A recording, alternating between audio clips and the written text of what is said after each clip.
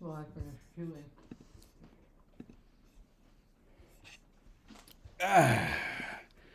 Flamio Hotman, welcome to season 6, episode 28 of LangTime Studio. We have some things to discuss. Why don't you tell us what they are, Jess? Or just say hello. A great big hello.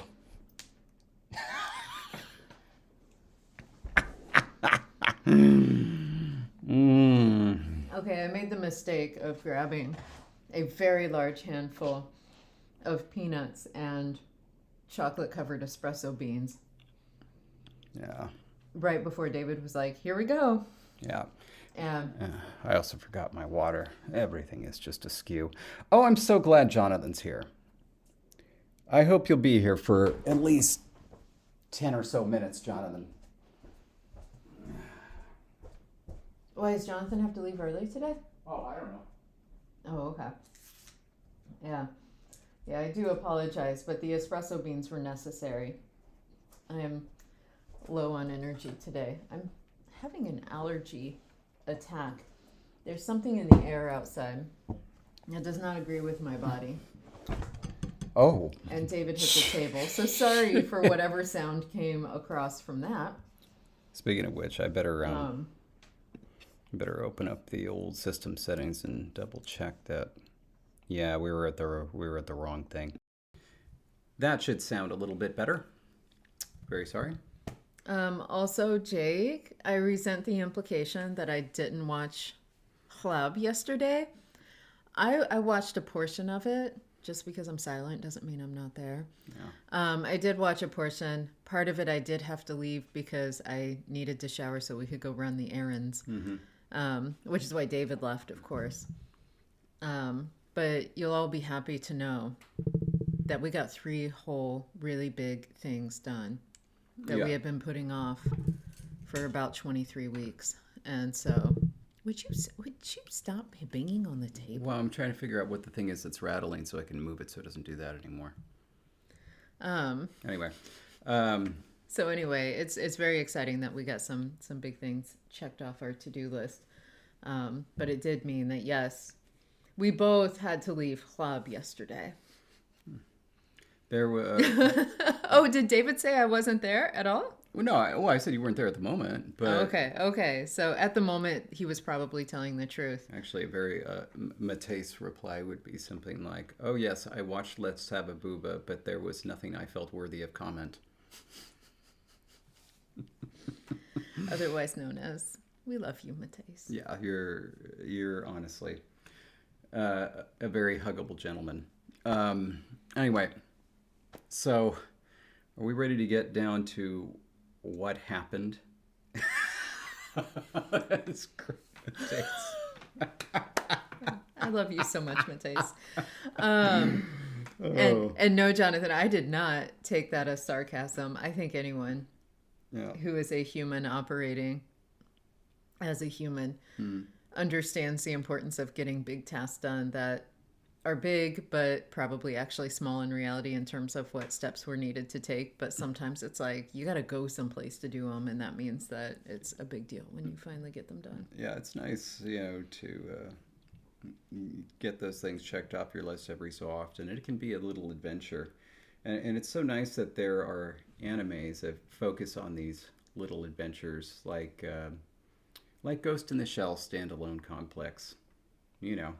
Sometimes you want to see great big action, but other times you want to see characters sit on screen and discuss why a particular form was misfiled, and that the misfiling of this form is indicative of, bureaucratic intransigence.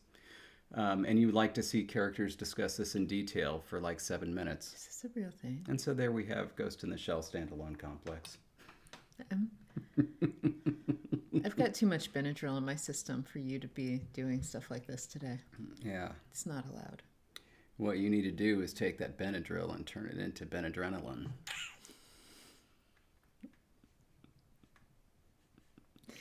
Anyway, how about we talk about the poll? Yes. The Powell. Yes. And by Powell, I mean, I was trying to say Paul with L. Paul. The Powell. Powell.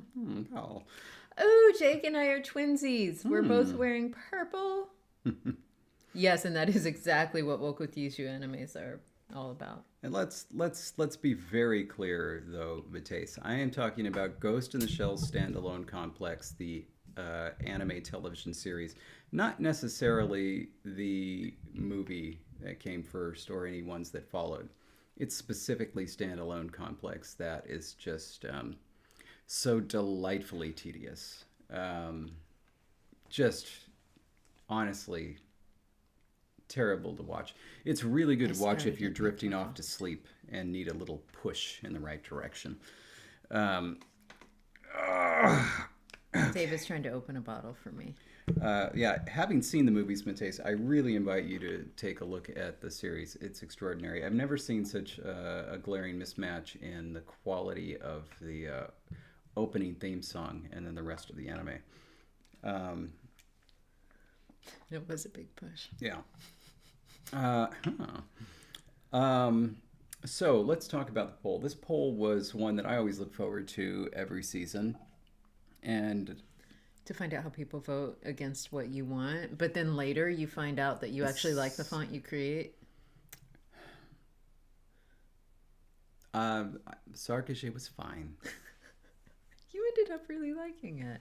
There's still a couple of characters I'm unhappy with, and I think I'm going to have to go back over Hauhawk because there's something that's wrong with the thickness of certain lines.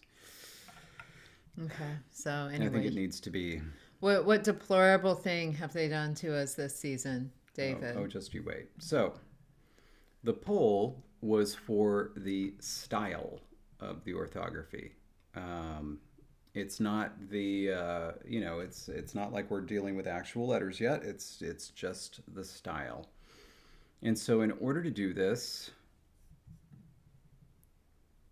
oh, of course you did. This is, by the way, this poll had the largest number of votes that we've seen in many a day. In order to prep for this, I generated some images that I could, develop a glyph from. These won't necessarily be final. And in fact, the next step is going to be for Jesse to come up with some images that we can use for glyphs. But I came up with two, just a tree stump right there, and then kind of a pine tree. And so these were my sources. And then from those, I developed three possible styles. So the first one is one I call Classic Baseball, but which I really should have called the Fall Classic. Mm-hmm. A very elegant font. It was meant to evoke the type of typefaces you see on older baseball teams, from the turn of the century. You still see it with the D and the Detroit Tigers. But as I put, it's got a definite clear aesthetic that accompanies late afternoons in fall and tweed jackets with leather elbow patches. That means it lost. Let's wait and see.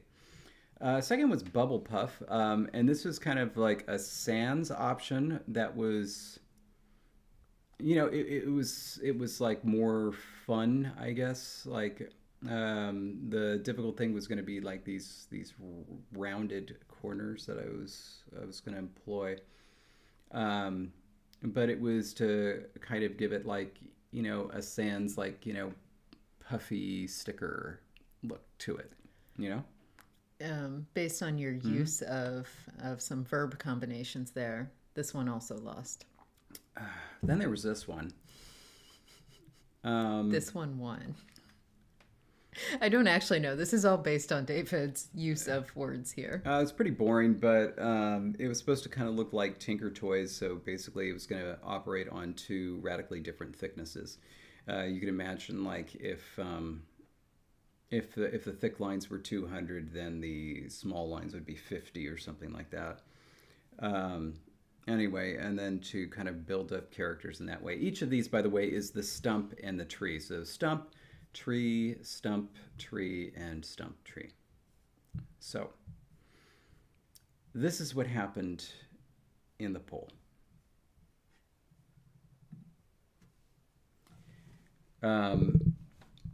There was a last place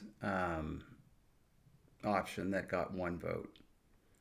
And one vote. One vote. And then there were the two options. Can I guess the one voter? Oh, sure. I'm going to guess A was one vote because you called it the baseball classic, and that just turned off 99% of our viewers. No, Jonathan was the one vote, and Jonathan knows. The other two options were separated by one vote.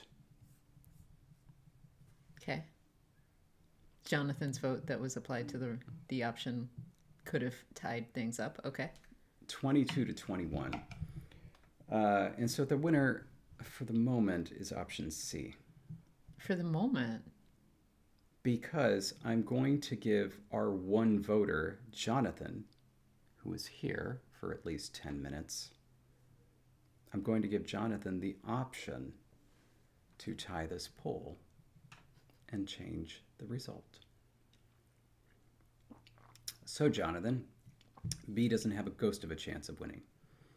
Do you prefer C or A? Oh, the puffy. Only Jonathan liked this one. What'd you call it? Bubble puff? Bubble puff. This is a runoff, George. There's only one non-A or C voter. This is the runoff. Oh. Ooh. Oh, boy. Got the veto playbook, eh? Was that the very large binder with the color-coded sections that you were reading all morning?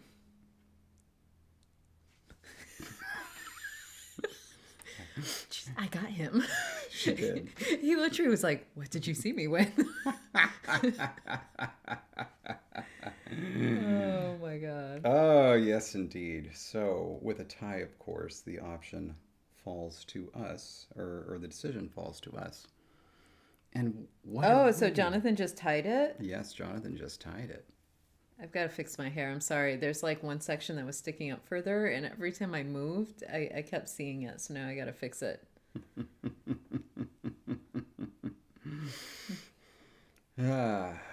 Well, I could make it a double tie by just saying I'm going to cast my vote for the loser, the cute little bubble. And then A and C are still tied. Right, but then I will just throw my vote in favor of option A. Yes, but that means David's breaking the tie and not me, so that makes me feel better. Yeah, what I may have to do is say that A will be our main font, and then I'll come up, we'll design the glyphs that way, and then I'll come up with a font face that font looks face, like or do you want to do Sprachglas style and say this is where it started? A is where it is now. Because this looks very like where things could start. I mean, I could do that, but I don't see how you get from here to here very easily. You said those shapes weren't final. Yeah, I know. But like... Anyway, I was trying to give him something to work with, but never mind. David's going to do a font face. It's fine. Yeah. I know when he's disappointed in my suggestions. Yeah. Like, I could easily think of a way of tweaking C for the first image to make A come out of it. But... Well, you want to do something different for this orthography season, and then we just set up dual screens where we're each creating our own version of it at the same time. And I would have to be in charge of C because it would be enough to get straight lines out of me. Mm-hmm. And so all you would see is me going, David, how do you do? David, wait, what was that? Yeah, for this, all you really need is a good straight line. You need the straight, and so you need it this way, and then you need to figure out the diagonals, but that wouldn't be too difficult.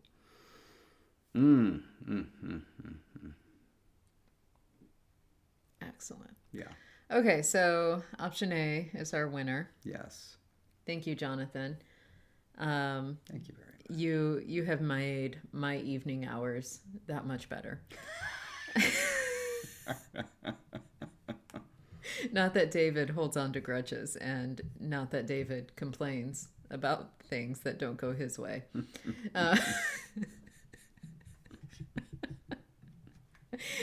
And not that I would hear about it for the 12 font making sessions that are going to be coming up. It would all be fine. Yeah.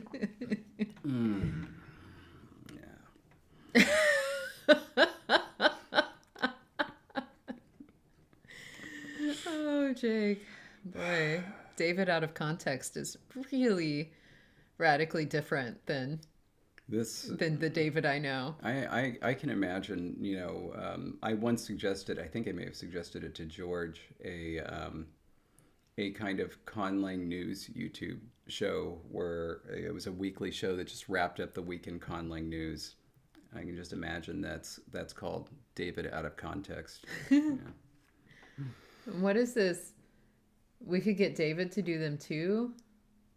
What we would draw new viewers is this. Jake is requesting don't make us sit through the making of 2 fonts. Oh yeah.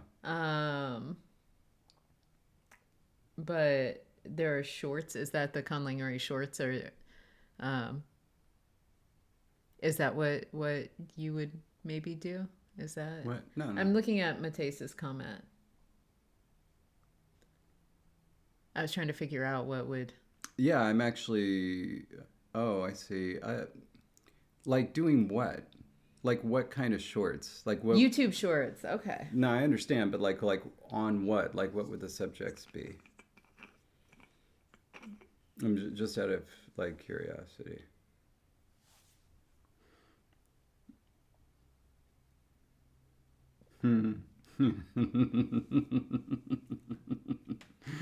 Wearing YouTube shorts. Yeah.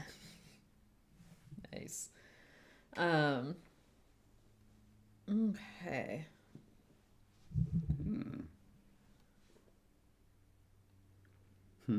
After every single LangTime stream, we just chop it up into 24 different videos. These are the new shorts. Out of 24 videos, how many would you reckon were actually conlanging? A good 1.5.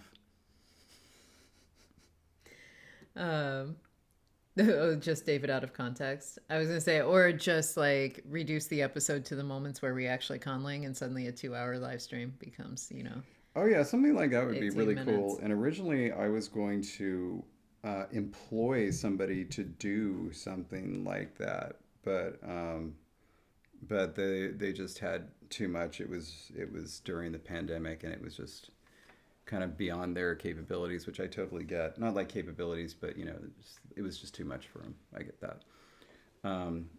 That would be cool though. And we could do that. It would just be a lot of effort, and I like doing that.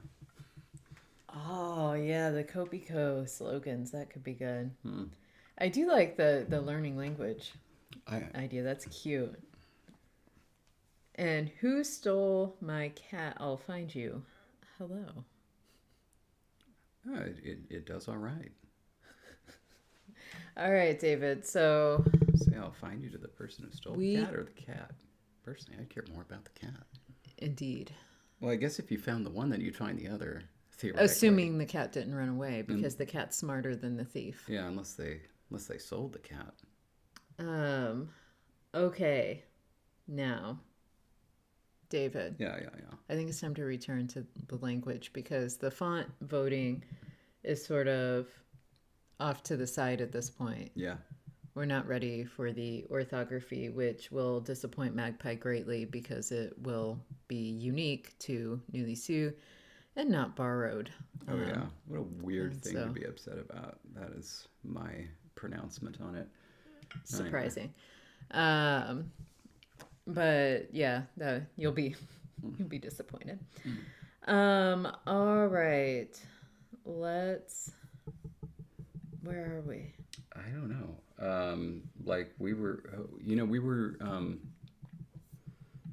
filling something out. We need to do our yes/no questions.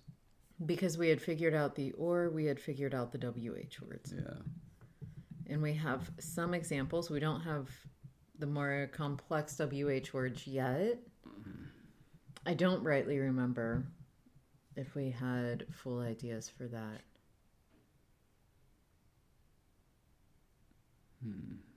But now,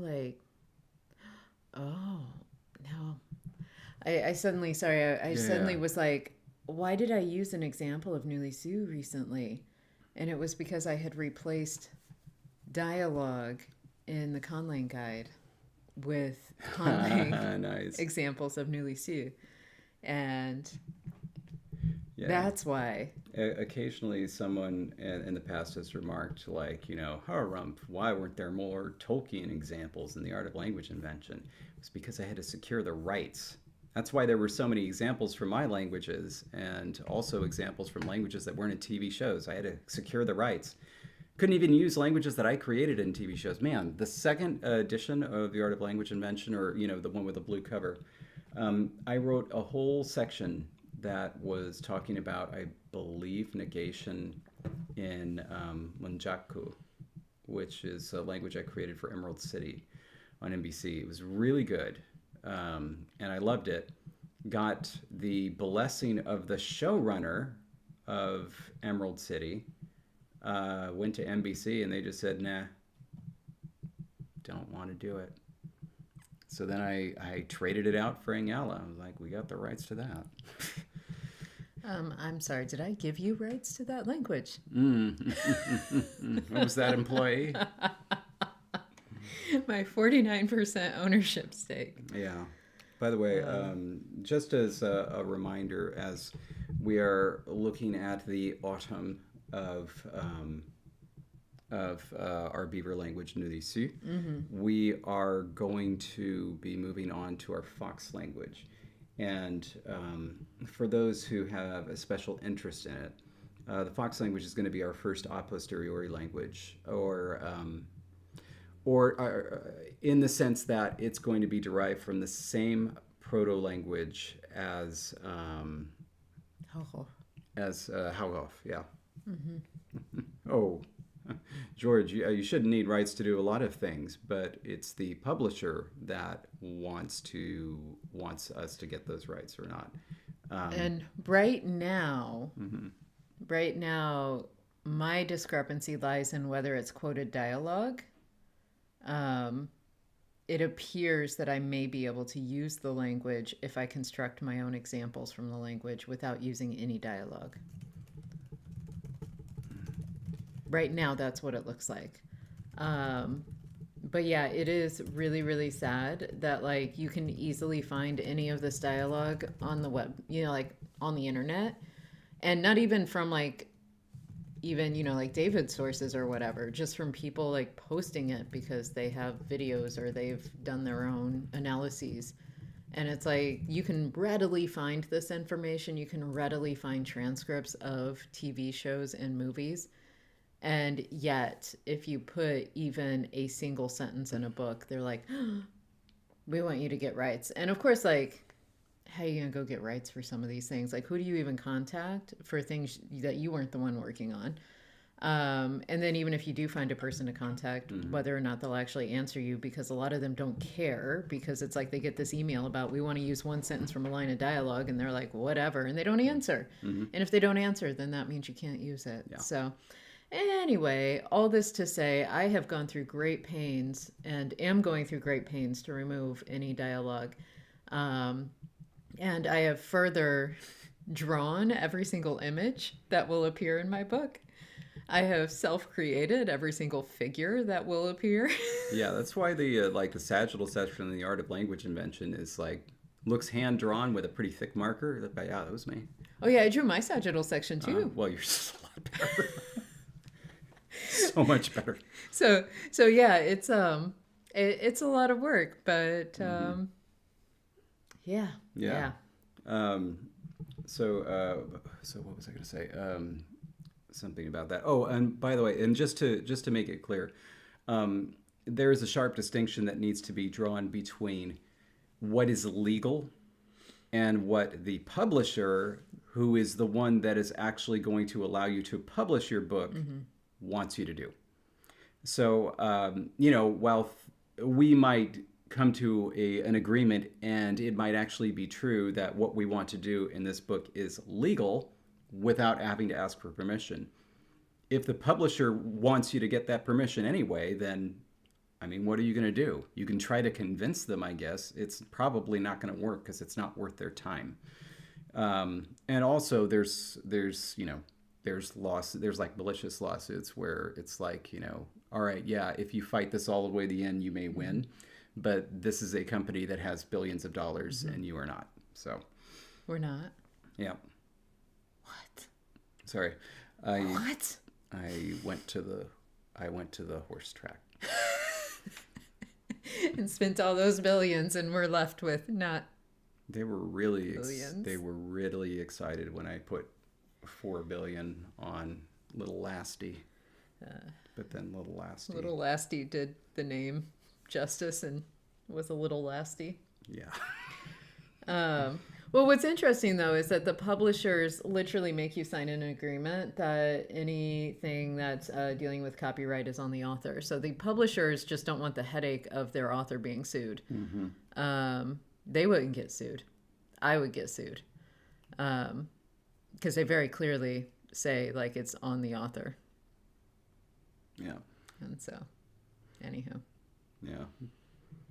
By the way, some other smaller board game news. I've gotten a new idea, a new direction for redoing the spells. So those that have played the game before and found the setup to be very taxing because there's so much to go through, I'm working on reducing that. And I have some clear ideas that I'm going to pursue. So we have run several small focus groups.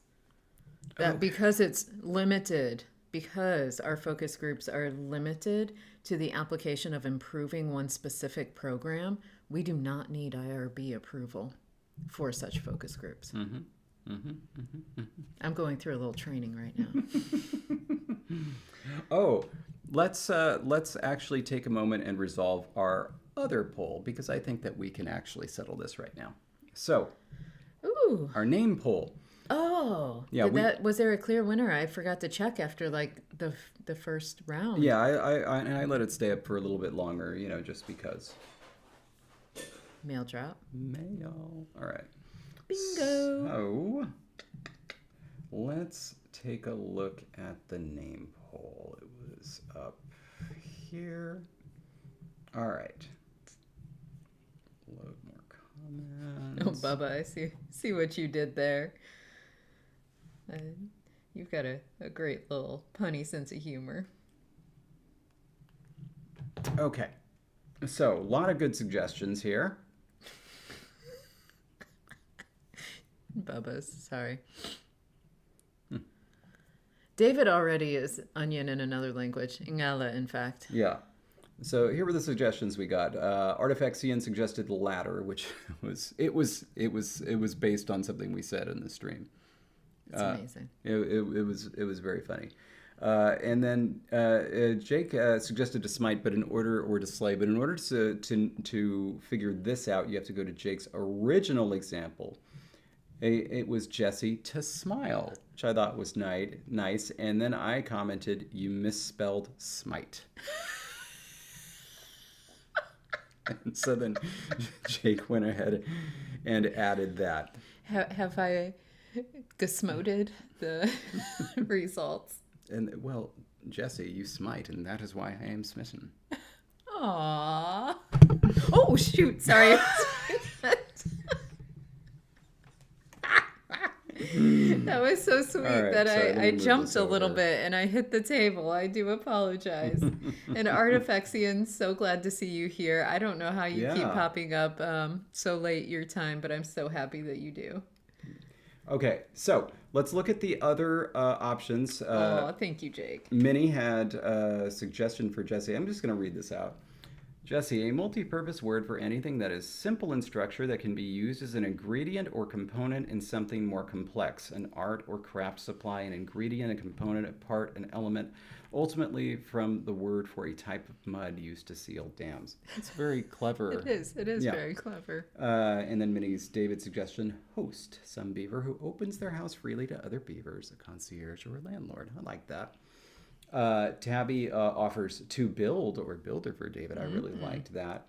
Bubba had to begin for me and chef cook for Jesse. Oh, also raspberry for me. I thought that one was nice. That was cute. Yeah. I liked that one. And then there's Jake's to smile for Jesse. To smile. And for David to part, to split in two. So in terms of the winners, the votes are in, and you may have been able to see it on the screen. For Jesse, the winner is chef or cook. Aww. I think that's very nice and very sweet. And then for David, it's actually to part or to split in two. Get it? David, divide.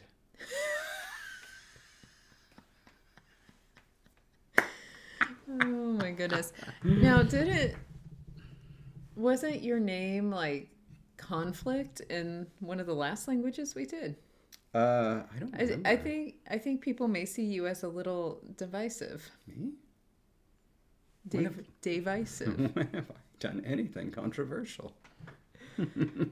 Oh man. All right. Excellent. Yes, I love that. I love Minnie's suggestion. That really was brilliant. Yeah. And so that's like an idea we really should hold on to. I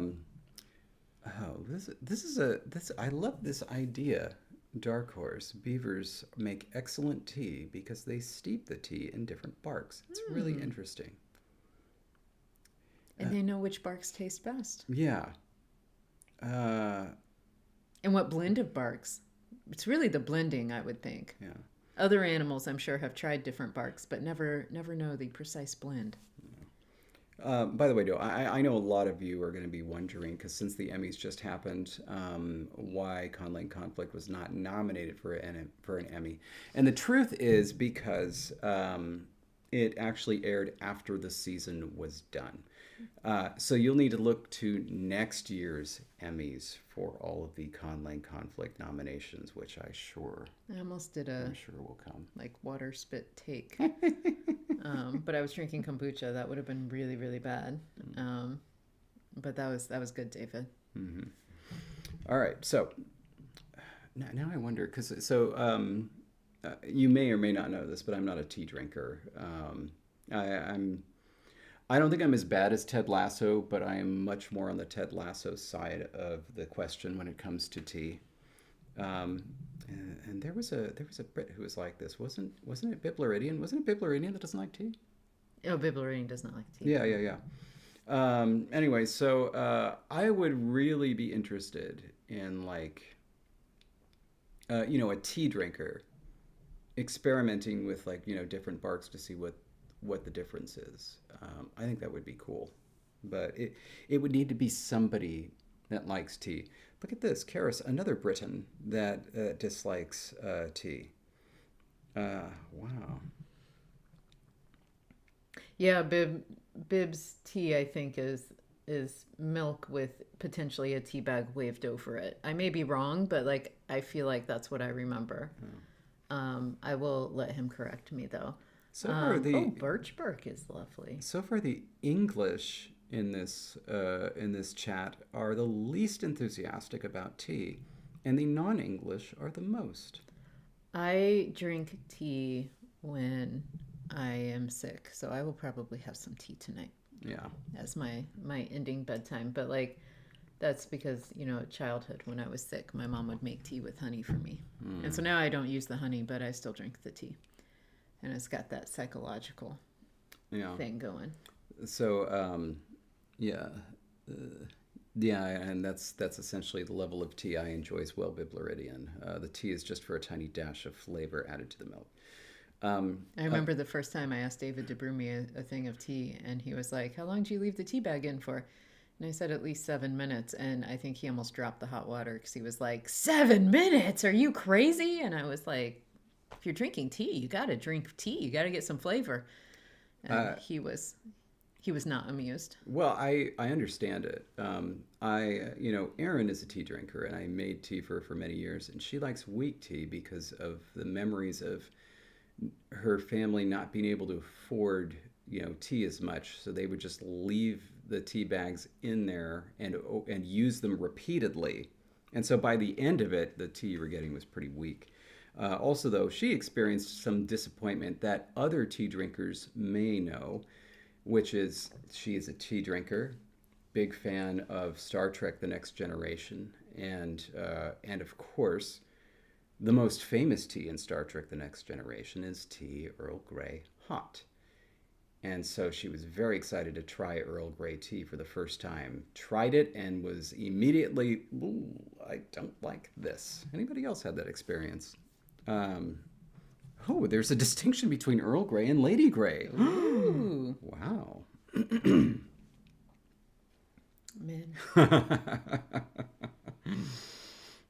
Yeah. All right. Okay. So you said you had an idea for what we needed to do. I'm sorry. Yes. Yeah. Well, we should add those words before we forget. And there's something up here. Yeah, I'm really excited about somebody who enjoys tea trying this bark idea because I think it sounds very interesting, and would love to add that kind of level of authenticity. Yeah, to our beavers. Jake pointed out that cinnamon is bark. Really? Well, they do come in those sticks, and that makes sense. Yeah. And I believe Jake when they say things, and so if they're pulling my leg, I will still believe the next thing Jake says. But still, that's interesting. Yeah, cinnamon is really good. Okay, so then let's go ahead and add these. I want to take a look at something because what language was I remembering where we had an agentive suffix that was C? It was Halgoff. Yes, because Jesse was lab. Yeah. Was to lead, and so leader. Yeah, and here we are again with, again, bless you, Bubba. Great suggestion, but taking something that should be simplex and supplying it a meaning that is complex, leaving us to figure it out. So. Wait, though. Wait, I'm going the wrong direction. Mm-hmm. I'm good. I'm fine. You have a wonderful, very awake co-host sitting here.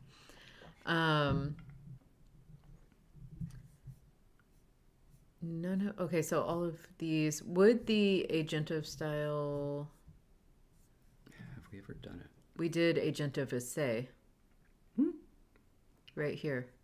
Oh, right. We were so close. What was my protoform supposed to be? The C. This is... Wow. What does the C come from? It's not like us to not document things, David. I'm assuming it would be pretty silly of us to have two separate instances where C becomes the agentive suffix in unrelated languages, right? I'm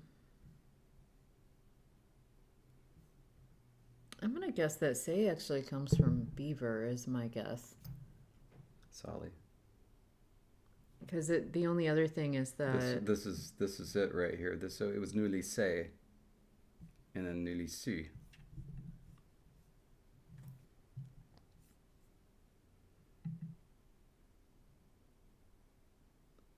Ooh.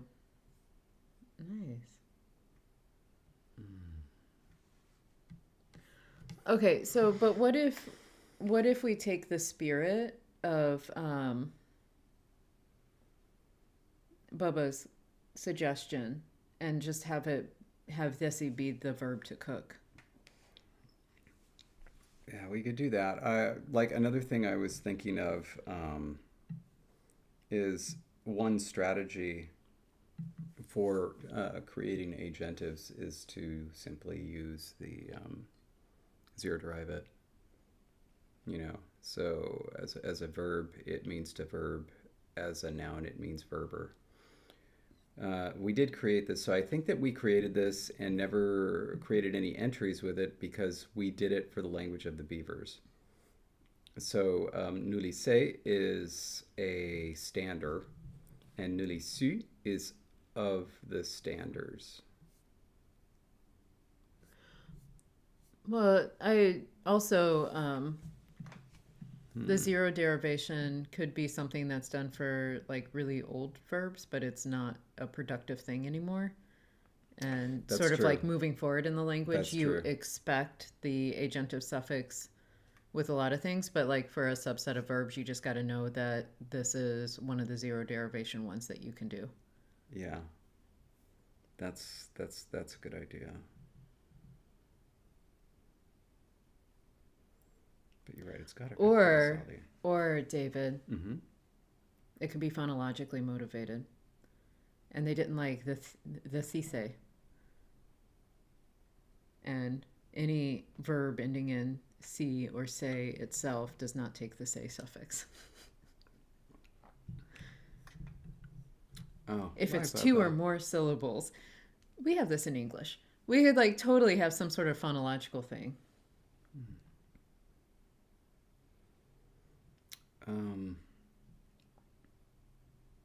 Bye, Bubba.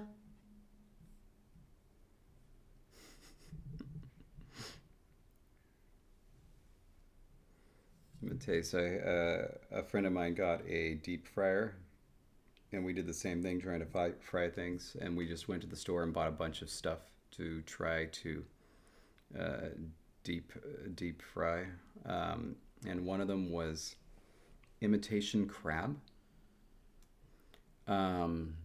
And we just dropped it in there. Like, we just dropped it in the oil. And, like, when we brought it out, it was just kind of hot and covered in oil. Because you need breading to adequately fry things? Yes. Was that the first time you learned that? Yeah. Or some sort of coating. Sometimes not even breading is needed, but at the very least a coating that will fry. Yeah. So that was when that was when I personally learned it. I don't know about all of them, but yeah, that was when I was like, I don't know, 21 maybe. Some of us did not grow up in the Midwest with deep fryers in the garage for garage parties, and it shows. Wait, you had a deep fryer in the garage that you would use during garage parties? Well, obviously, because when you have large gatherings, the garage is where you host them. First of all, you have a lot of parties in the garage. Second of all, yeah, you have the deep fryer outside because you don't want your house smelling like a deep fryer, so you don't keep it inside the house. And so you, at most, if it needs to be used in a covered situation, it goes in the garage. But when you use it, sometimes you even take it out of the garage to let the smell go away. But you don't keep that in the house. I've had a deep fried candy bar, not a Mars bar, but a Snickers bar. In fact, I have a photo of it. I'll find that and share it on the Discord. I know how to get it. But yeah, you mentioned Scotland, but here in the United States, fair culture has developed over the past 15 years. It's kind of gone off the rails to where the primary reason you go to big fairs is to get literally everything fried. So yeah, all kinds of confections, but also do you want to amend 15 soda. years to like 25 to 30 years? Well, it's not. I'm not saying it wasn't done at that time, but like it's proliferated to where it's like now that's the only thing that happens. Okay. Yeah, but like also yeah, deep fried lemonade, deep fried soda, like stuff that just doesn't even make any sense. Deep fried butter, had that. I mean, I haven't had it. I've seen it. Which is disgusting, but anyway. Yeah. Deep fried ice cream, yeah. Yeah, that actually, like, that I do find impressive because it often is much better than I would think, and I'm always impressed that they're able to do it. I haven't tried that. All right, David, let's return to our problem. Yeah, I know. So we have, and here the problem is Bubba has left now. So we can't really get any changes approved. And I hate to do that. We could... Oh, go on. Sorry, I was going to say we could start out just having it be the verb and talk about, and then keep open the option of having limited zero derivation for agentives, and just get, I don't know, I kind of like your idea of limited older zero derivations. And some of them could be phonologically motivated, where they just didn't like the sound of it back in the day. Yeah, I mean, essentially, this is and what now we it's fine. This is what we have in English, right? Mm-hmm. With like and ist, which is why we have cook, and then the cooker is usually something that cooks the food, not a person. So you can say a cook, but you can't say a pitch for a pitcher. Yeah. That's the good old throw up there on the mound today. Interesting that a pitch is the object of it, the thing that is typically pitched. But cook can't just say for a cook a thing that is typically cooked, even though there is things that are typically cooked food. How many of those do we have where the zero derivation is the object versus the doer of the action? Oh, because a pitch that's what you mean. But and then a throw is the object of the action. Yeah. I actually think, just based on my gut instinct, the using a zero derived verb as the kind of generic way to refer to the action is much more common, like a walk, a jog, a race. I think we are much more likely to use it to embody the concept. I think zero derivation for agent is it's still definitely plentiful in English, so I'm not saying you can't come up with a host of examples, but I want to say it's actually much less common than the zero derived form referring to the action. And then, of course, any noun going to verb is fine. That's usually an action associated with it. And so noun to verb, I think, is also even more common potentially in English, especially in modern wordplay. We love taking nouns and just using them as verbs with very specific meanings. So that is my gut instinct. And every example coming up in my mind is really supporting it. So I'm going to go with it. All right. Yeah. Okay. Exactly, magpie. Wait. Jonathan doesn't really like coffee. Did I know this? I just assumed you liked it based on the cookies. But what a weird assumption that is, when you could like a combination of chocolate and coffee in a baked good and still not actually like coffee. And so that's a very weird assumption on my part. I suppose there are levels to it. Do you enjoy coffee the way I do, where it needs to, as a drink, it needs to be iced and sugared, but I very much enjoy it. It's not oh, I tolerate it. I look forward to it. Okay, yeah. So I think that, yeah. All right. But it's opposite my regular... God, I hate this stupid thing. It's just regular is the end. Oh, I thought that it was a word was being covered up with that. No. Artifactsy, and I like my coffee. Oh, hot, I see, Jake. Yeah, no, I get that. Artifactsy and I are in accord here. And at least 1 liter per day. Yes, please. Mm-hmm. Boy, there is just so much interesting stuff in the chat right now. Yeah. I like, though, having a select set of roots, so select that we actually need to specify in dictionary entries that the zero derived form is the agent. Yeah. All right. Let's just do it. Let's get that taken care of. Jonathan, I first misread your comment. Oh yeah, same, Karis. But I at first misread your comment, and I thought you were just like talking to somebody, and you were like, "Honey," like, you know, calling them honey, and then I realized that you were referring to the actual honey. But I was like, "Oh, who's Jonathan replying to?" Oh, I thought it was honey. All right. Wait, Mateus almost died of tiramisu. Oh. That can be really serious if you contract it.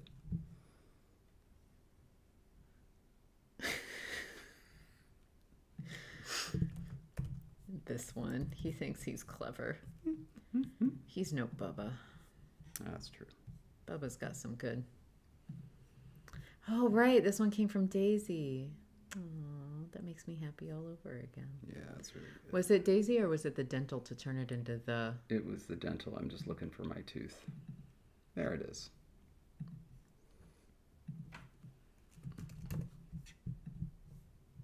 Okay, so to cook is going to go down there. I'm going to get that on the English side. Oh, I've got a copy and paste one because we have... I can't eat tiramisu because of the almond.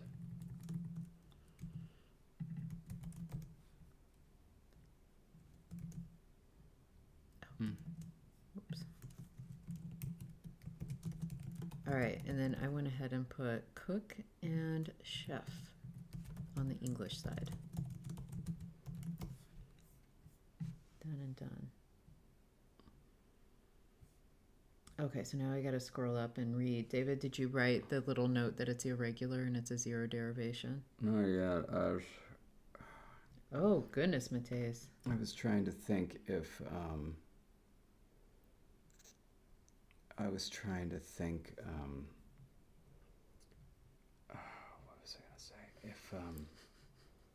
If like there needed to be something that was said about the way that the objects work, but I don't think so, not in this language. I've had a little bit of a disquieting experience today where I was going back to some older languages and not remembering, at least one of them, not remembering exactly how it worked very well. Which is a shame.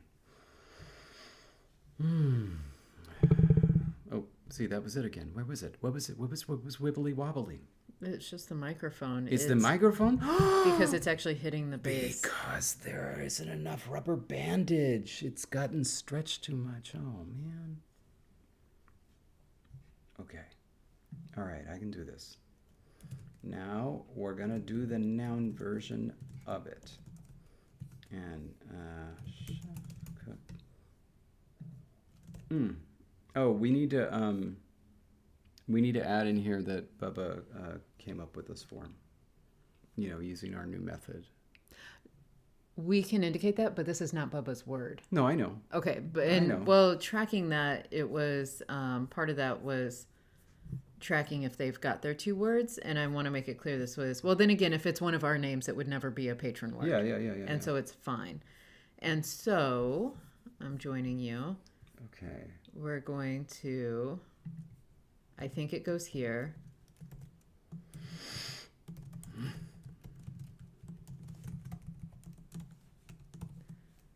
And I'm going to check in between. Yes. There we go. I've got it. Excellent. All right, there we go. That word has been added. Let's do David real quick because that's just a verb. I just need to see what the form was, if anybody remembers. And this one's going to be to split into. David, that's right. And it's a toothy one with a regular V. Okay. Wait, a regular V? Not a. It didn't matter whether we used a beta or a V. Right, but what did we actually write in the document? You saying it's not still there? Oh, I'm sure it is. I was just going to look at where it was. I don't know. Oh God, there's a lot of Davids in here. Yeah, there sure are. How is it saying it only found 7 and then it's going to show me on every single header? That's finding more than 7. Huh, regular V. How about that? All right, whatever.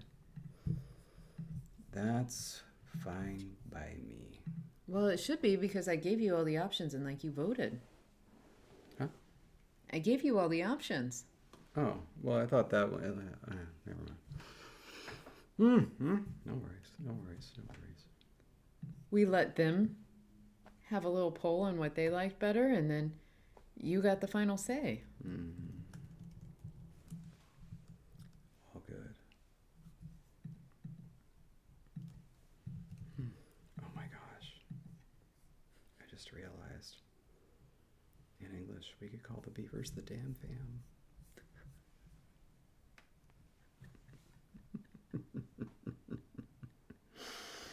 All right. I mean, at the very least, dam could be the protoform of family or a unit.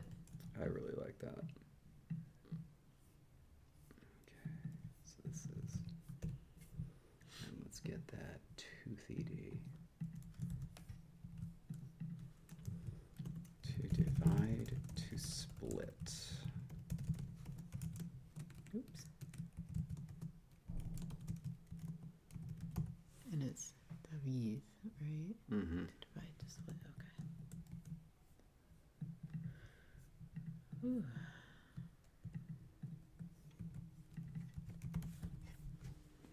Excellent.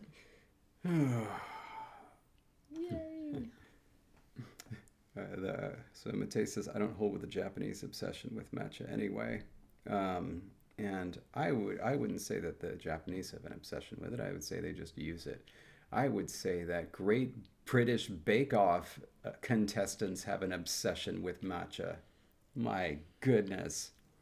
You know, like, gonna add matcha to this because it just makes sense. Makes it green. That was you. That was you. It's like, all right, you're going to be making steak and kidney pie. Gonna add matcha to the dough. Oh, you should, Mateus. It's good fun. Anyway, we've done something, Jess. Oh, we did. I think my Benadryl is wearing off. Need a little burst of Benadryl. Here you go. Cheers. Ding.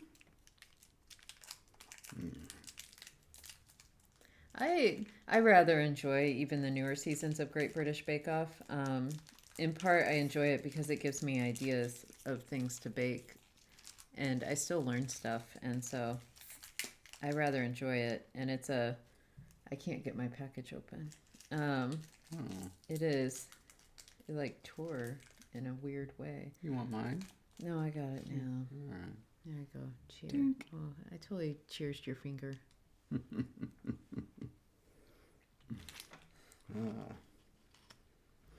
Kopiko, the only cure for seasonal allergies.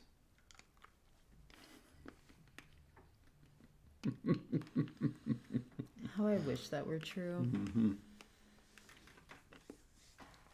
Because I love fall weather. And it makes me sad that sometimes fall weather just makes me a little sick.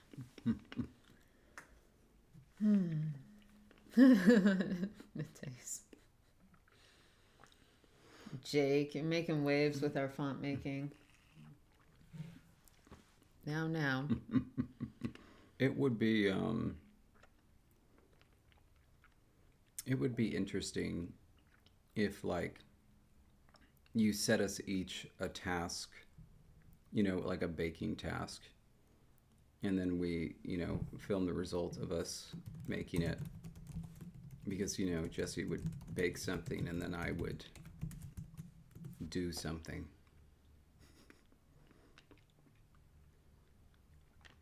I missed what you said.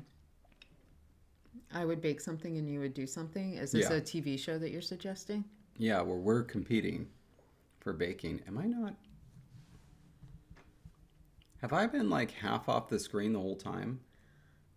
I actually haven't noticed because I normally have this open. I moved over here because this was blocking my view and I didn't feel like moving the document again.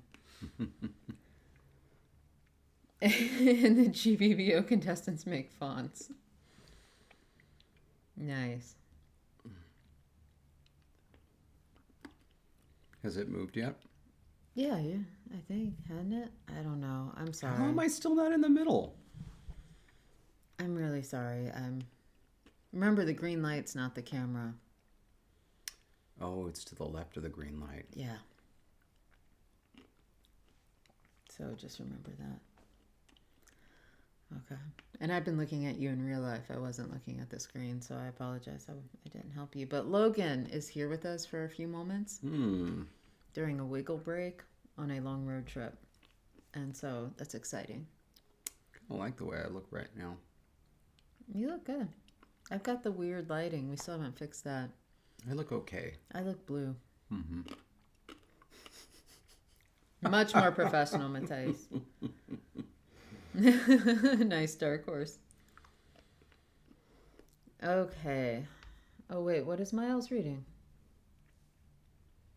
Polysecure. How to achieve secure attachment. Oh. Well, have fun at your book club, Miles.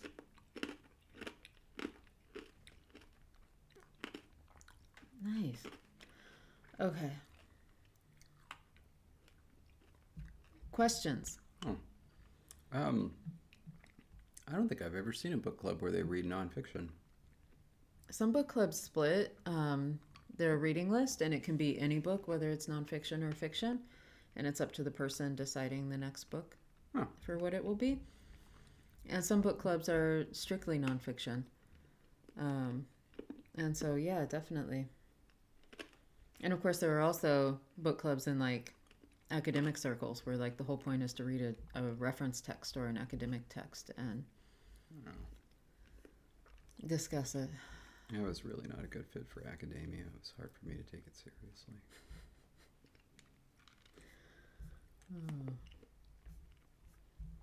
All right. Yes, no questions. So we know what we're doing. Jake. Miles clearly wants to expand. Let's have a booba to a third. I love you, Jake. All right. Inviting another co-host into the boob room.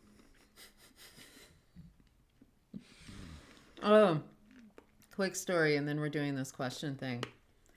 Last night, love where this is going. We were going out to get boba, and it was us and David's sister and cousin, and I'm like all excited because I really enjoy boba, as anyone who's a longtime watcher knows. And Jake and Miles have now ruined my ability to know how to say boba. And so I announced to the room, is it time for booba yet? And like literally they caught on immediately that this was obviously like, and David's sister immediately knew, and she's like, no, I think it's a Kiki time. And so it was like this whole thing. But for the rest of the evening, I couldn't get boba to come out of my mouth right. I just kept saying like booba, and It's supposed to go in your mouth. And then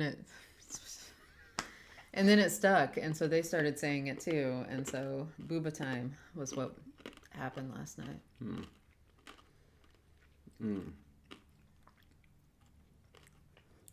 Oh, a peach boba, nice. Okay, David, questions.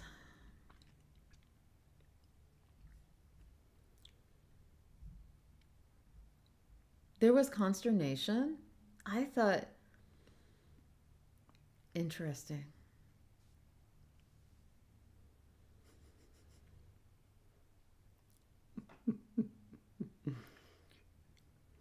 wasn't just voted overwhelmingly. Mm-hmm.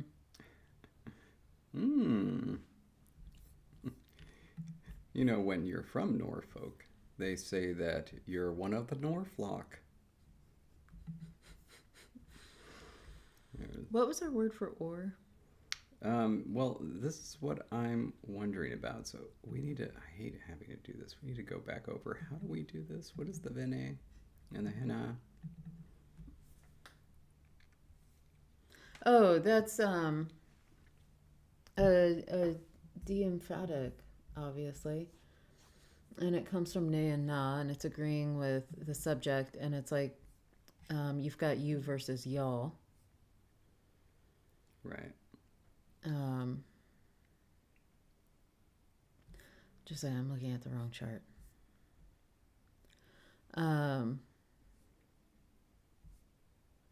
No, yeah, it's you singular versus you plural. Yeah, you versus y'all is the ne versus the na. Mm-hmm. And so it's just like, who did? What did? Or the follow-up questions. And if you say vene, you're asking in a specific audience, whether it's one person or five, but you are speaking to someone specific, versus the more rhetorical, you walk into a room and like you're just addressing the room at large, like who left the door open, and you're not like, you don't know anyone in particular has the information that you're asking for, so you're asking a group at large. Yeah, but like the ve and he parts are clearly animate, and the and ng parts are clearly inanimate. I think they come from something down here. Like, I feel like it came from something here. I have it written down in my notebook, which is not here. It's very far away.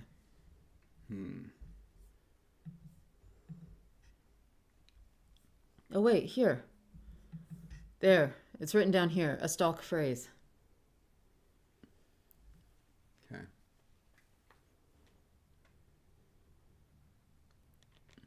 Vaf and uv.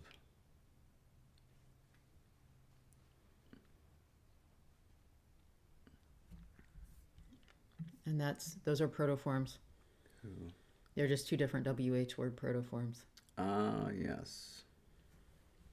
And then these are the eth versus ong. So you plural versus you specific singular, you singular. And then these are the agreement markers that are necessary for these. Yeah, and so then we just literally need or and what. So uv. And then or was to choose Litza, and then li is or, is the shortening. Li tu. What? If we have essentially litza, oh no, but it's sorry, it's verb final, so it'd be uli. Because it's what you choose. Yeah, after each element of the coordination.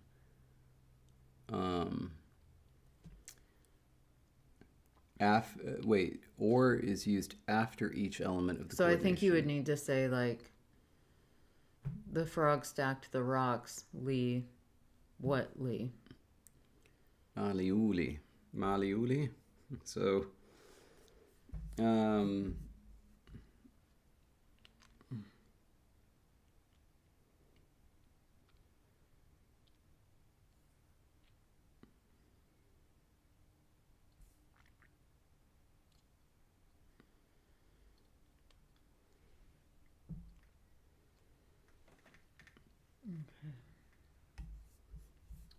hold on a sec. I need a simple phrase. Is the beaver sleeping? Salibunali uli. Salibunali uli.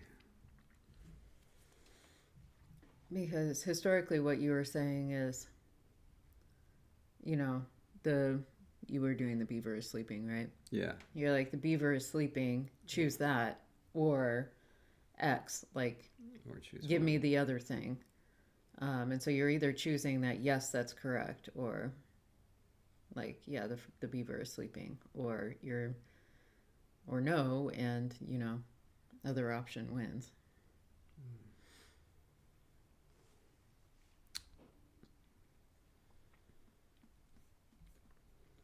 How do we feel about that? Salipuna. Salipuna liuli. Salipunaga. Salipunaga. Sorry. Salipunaga liuli. I think that it could actually reduce to something like liuli, because it gets said so often. Liuli. It can't be long, so lili. I didn't say it long. I was trying to emphasize what vowel I was saying.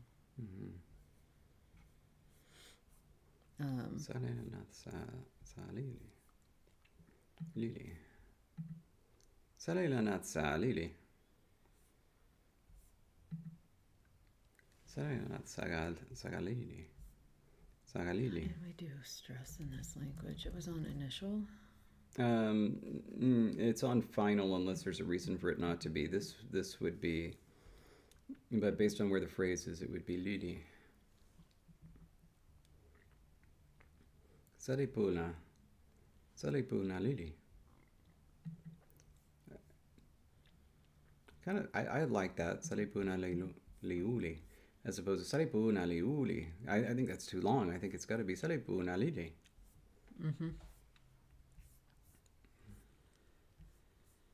I like that.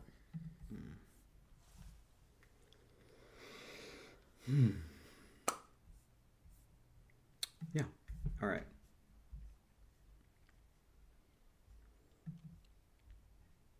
And the great thing is that it can be done with negative or positive, because it's just like, or what. One option is to do or no, but I like this. Excuse me. All right.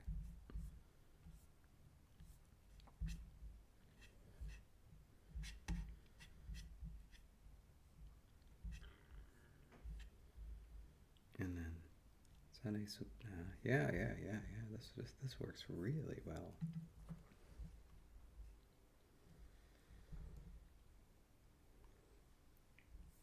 Oh, the active participle is the same as the agentive.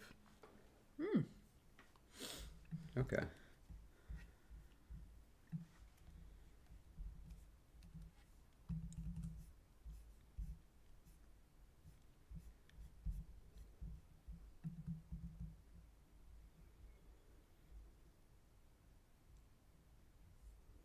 It's not really a small phrase anymore.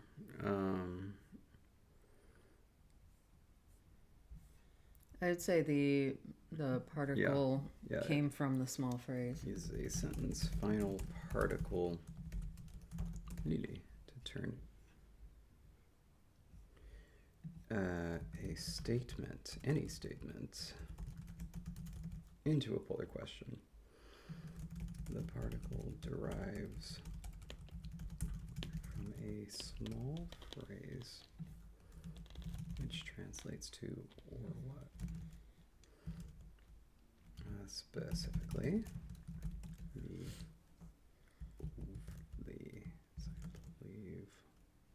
what? Yeah, leave.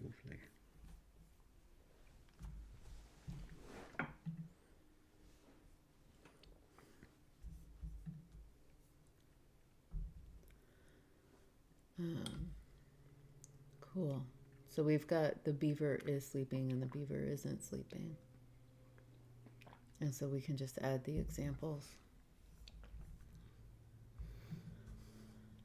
to say. How you doing? How you doing? it's just amazing how much oxygen is needed to make a brain function. And when breathing is limited, because it's just like, and it's internal blockage. It's not like I sound stuffy. It's not like I'm very obviously affected right now. But it's like I have to work twice as hard to take a breath.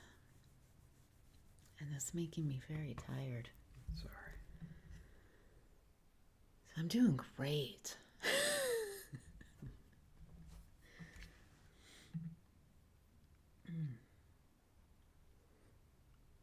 I've never heard of Jean-Baptiste Lully.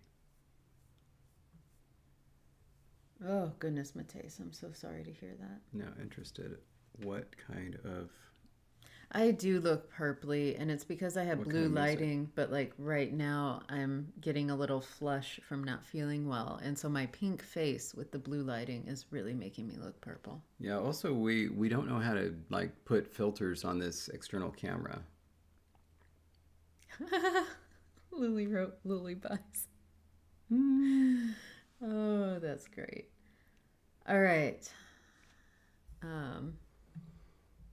Okay. Let's turn these sentences.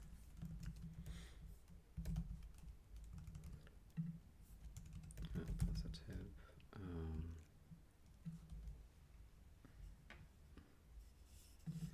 Negative.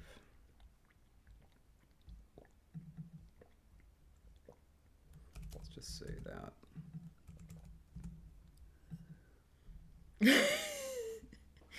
Magpie, it was an excellent joke. What are you talking about? Statements. And thank you, David, for making this all happen. Making what happen? All of this. Oh yeah, no problem.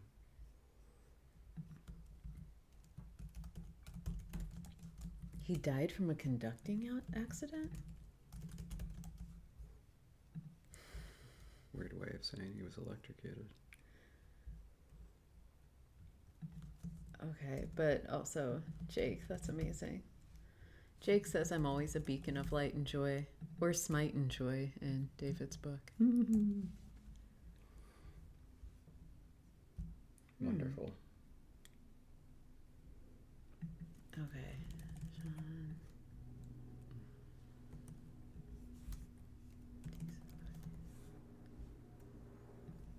Okay, I'm looking this up because this is fascinating to me.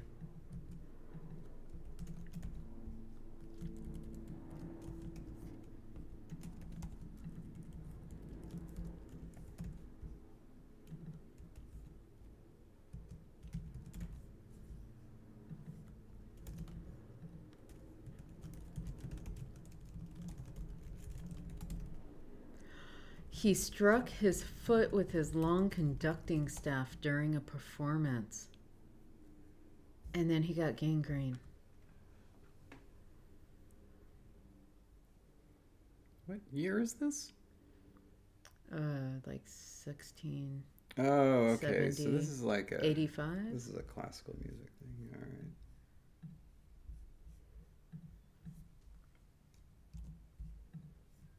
1687, sorry.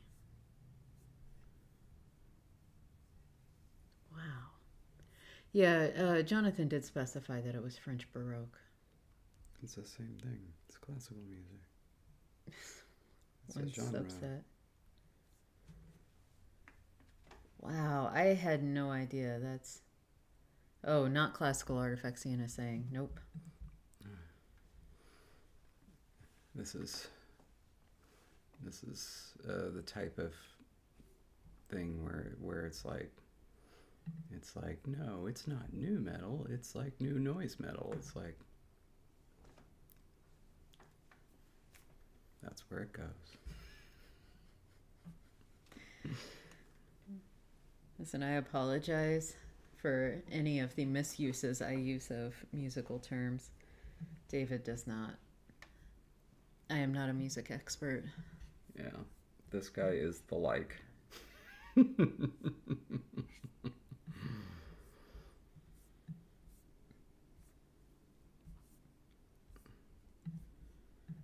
I think if you're not a music person, the definition of classical music is so broad that it's very laughable, because it's like, and by not a music person, I mean like music history person, because you can be a very much a music person and know tons about more modern stuff, but not know anything about the history. This is European orchestral music prior to 1850. I was just going to say, I think that for a lot of us, the definition of classical music is very broad and includes anything that was really composed that we have record of prior to the 1800s. And even probably some of the music in the 1800s would still feel classical to people who don't know the difference. And I am one of those people who don't know the difference. And so, like, to me, I hear something that just sounds like it belongs in an opera house, and I assume it's classical. And so I do apologize.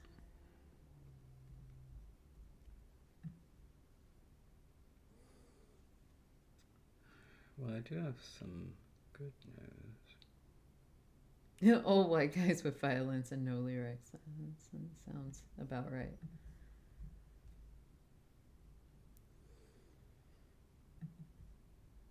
You have some ideas for what? No, I have some good news. I think we're done with almost everything. What? Hey, wait. Did we decide how we were doing where and how? Yeah, I think it was just... I think it was just evident, yeah. It was just evident? Like we just drop a pronoun in there. Like we okay. we can create one. That's no problem. I think we should, because I think what this means, if I'm hearing David correctly, what this means is our next stream is going to be the start of the font streams. Yeah, potentially. Potentially. In which case I would like to wrap up those examples to just provide that little bow. Yeah, and I'm really excited to try to create a new visual layout that makes sense now that I know how to like shrink and scale, but also change the proportions of window sizes.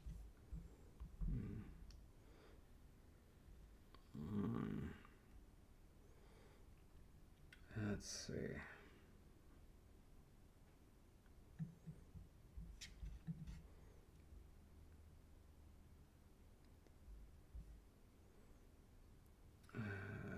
What are you thinking? Sorry. No, let's just do the where. So,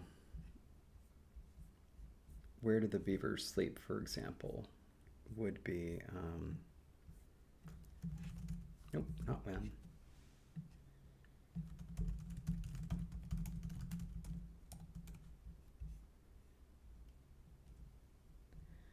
Patrick, we're going with option A for the style.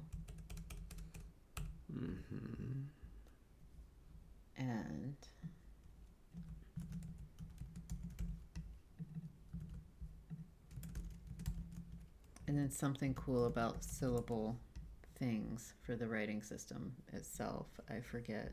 Yeah. I forget the mechanics. Okay. Where did the beaver sleep? And so now we need our post positions.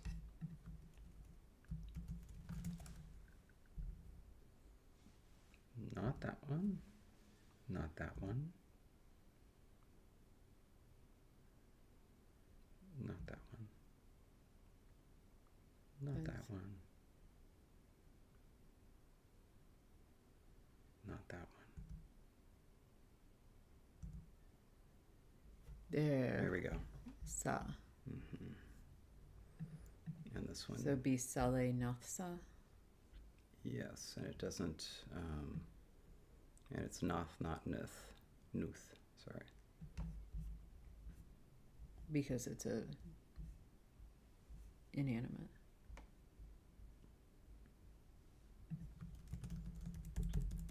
Now this is slightly ambiguous. Be where did the beaver sleep, or what did the beaver sleep on?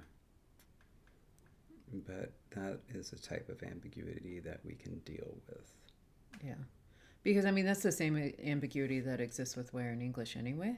Because you could say, where did the beaver sleep? And your answer could be, you're looking for, like, in the house. But, like, someone could totally answer on the rock, which is in the house. But, like, when you're already in the house and you're asking where the beaver slept and you know the beaver's in the house, like, on the couch is totally acceptable. We can actually expand this if we wanted to do generic and specific. We can go ahead and just expand the system. This would be specific, actually not generic.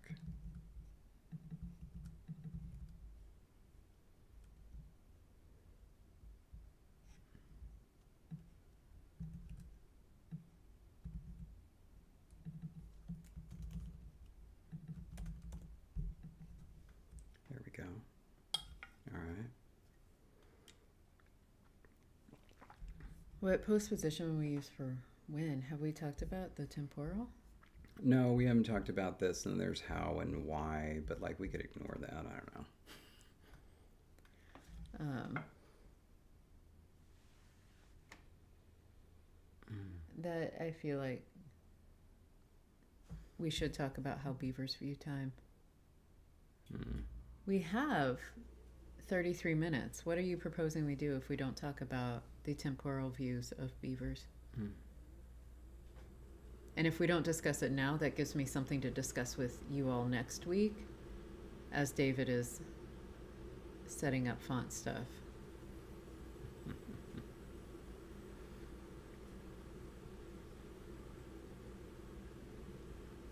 Oh, Magpie and Patrick are I mean that of a similar. Yeah, it's the thing that makes most immediate sense. So that's what I did for Valerian, right? No, Raytheon. A Raytheon. Yeah. I remember all the details. You sure it wasn't in Valerian too?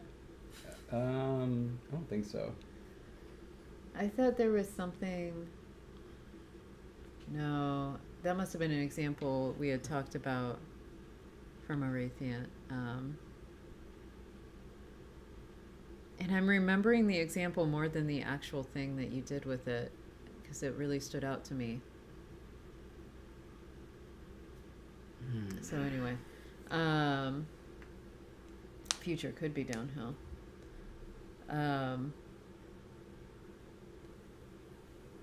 So yes, time could be a flowing stream. However, their distaste for flowing water could make them not want to use that as their basic metaphor. Otherwise, they're just like really not a fan of time. They want to stop it.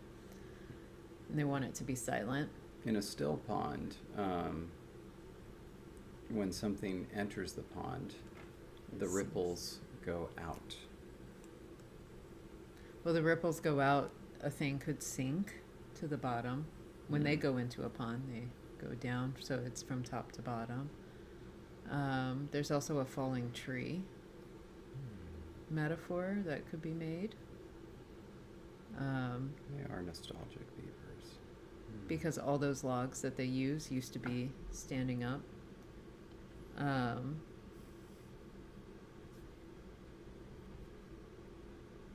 I do like the ripple effect because they do slap water with their tails even if something isn't going in, but the slapping would create the ripple effect. So something close to you is soon, and something, moving outward, moving further from you. You're not moving. Time is. Yeah.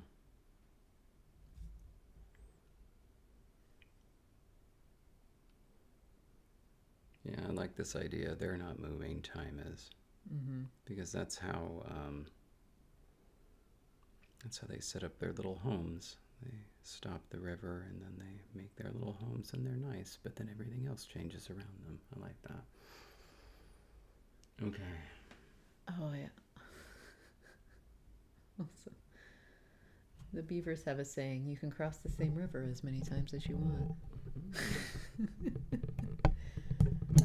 I'm going to try something terrible. David's doing things with the microphone over here. How on earth did that fix things? But what on earth? I'm not gonna ask too many questions. I'm just gonna be happy that it worked.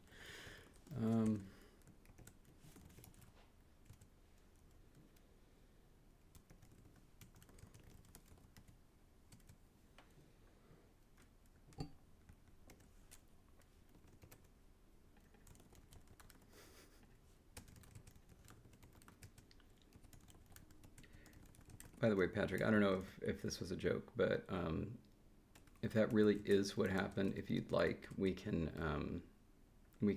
block, we can blur out the window for the replay of this. What happened? I'm not sure if it was a joke. Patrick said, "Well, wait, why would I say it out loud? Then everybody would know." No. Okay.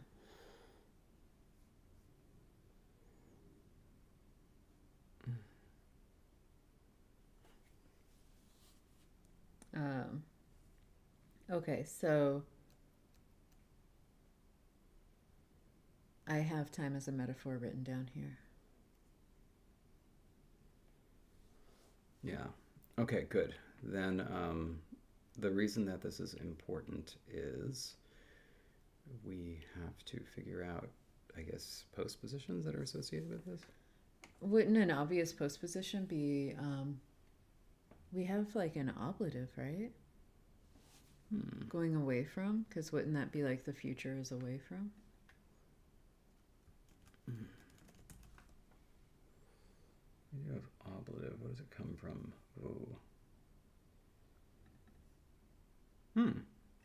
Oh, wait, no, that'd be V.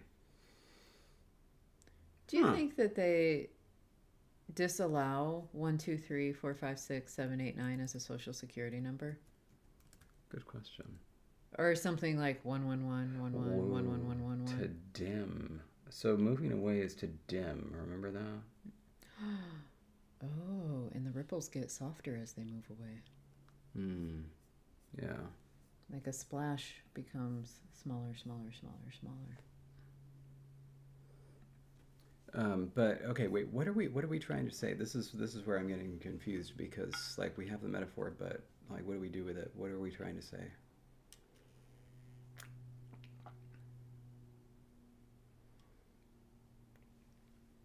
Okay, just a second.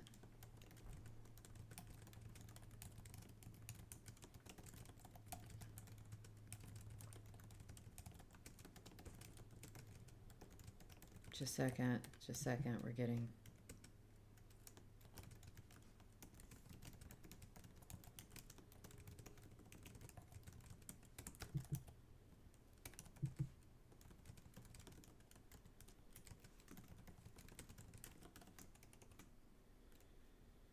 Okay, that's what we're saying. I've written a scenario.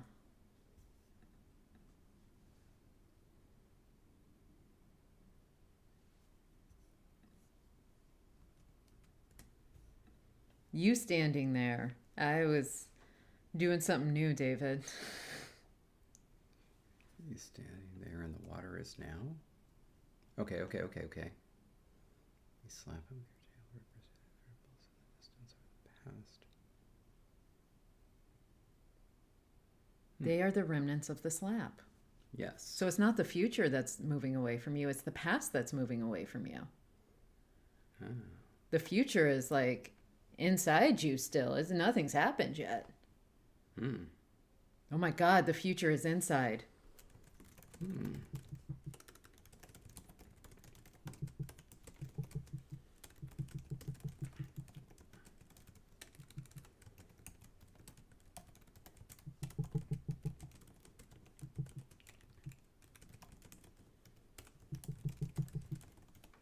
Done.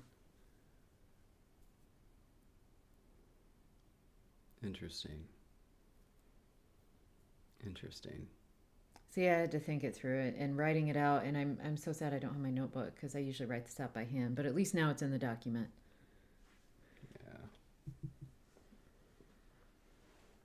Exactly, Magpie. The future was inside you all along. Jake says, I don't really get what a social security number is. Maybe, David, you could explain it with a real example. That was clever. That was clever. The thing is, when you go to the Social Security store, you can't get in unless you give them your Social Security number. Listen. And so then you can't purchase a number. Here is my problem, and let me tell you my problem. You have a Social Security number as a, U.S. citizen-like person. You're given this number that is yours, supposedly, from birth until death, right? It's supposed to only be you. Someone can, of course, steal it, but these numbers tend to be more protected than anything else about our information, like names and birthplaces and whatnot. And yet, if you do something like what I consider cosmetic, like change your name, it's like they no longer understand what the number means. Like, oh, you've changed. Because, I should be able to use an old passport with an old name on it because the number is the same. Every number you have given me as a government to identify me, which, by the way, you still use the numbers and the barcodes to identify me. You don't care what my name is. I should be able to change my name to whatever I want and, not have to update it with every agency ever because they're like, oh, my God, who are you? It's just so silly. I should not be lost as an individual because I did something cosmetic, like change a name. Jesse's showing up to the airport counter. Whoa, man. Who are you? It's like, it's still me. I have this passport. It has this number. Oh, man. You've changed. Know what I mean? It's still the same number. Oh, man, what's all this numbers, man? Simplify, would you? Just be cool, bro. Anyway, and you're absolutely right, Jonathan, that the past, the more past it is, the further it away it is. And so that's longer ago, but literally in all directions. So it's not that the past is behind you. It can also be in front of you and to the side of you. It's literally just away from you is the past. But we don't recognize you. You have a mustache. I am number 6. But how can you prove it with that mustache? This one's never letting go. That's the prisoner. I still got to see it. And that was for Karis. Also, I just have to speak aloud what Mateus has written. I need a social insecurity number to deal with anxiety. I also like that maybe someday Jake will know who they are if they get a good old SSN. Citizen number. It's so interesting, but anyway. Oh, what does Jonathan say here? The further away the ripple gets, the less clearly you see it by looking in any one direction. Also true. I like that. And yeah, Danielle, a concentric past. Yeah. So I love all these ideas we're coming up with, but I still am trying to figure out a concrete thing we're trying to say that any of this is going to be relevant to. I know that it exists. I just can't come up with anything. It's things in relation to one another. That's it. But the relationship is not distance, it is time. So things like before and after. And so it's like what you're saying is something like, well, you keep with that. The beaver stacked the rocks away from the mouse singing.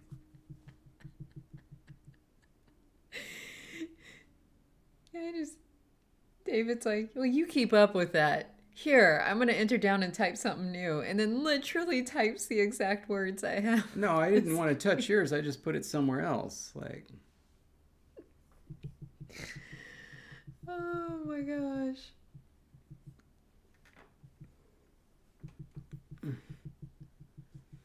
Man. Oh, Dark Horse is making it deep. We got ghosts in the past, or the little baby ripples far in the distance. Okay, so yeah, it's a way from to say like the beaver stacked the rocks before the mouse sang. You would need to say away from it. That actually, Did I do that backwards? there's no way to tell. There's no way to tell because it's just talking about one is away from the other. Either could have happened first. We just know that one happened. We just know they didn't happen at the same time. That's the only thing that says.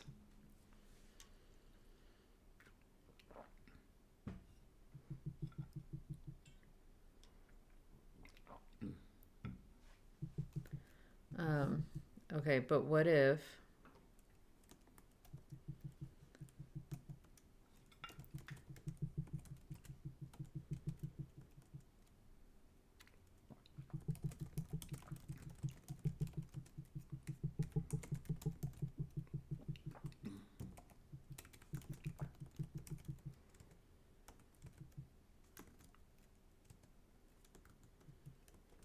because it's moving away from.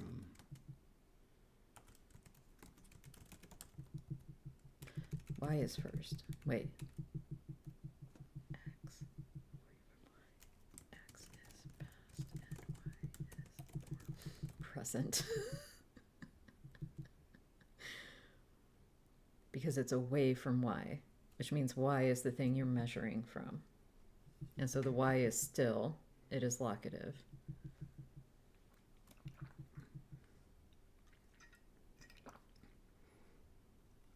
Yes.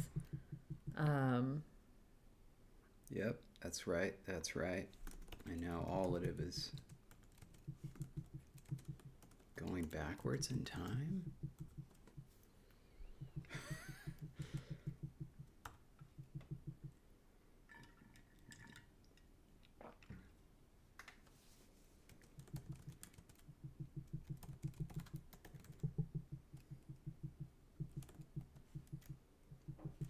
No. Through you, you're not the same. Y is more past.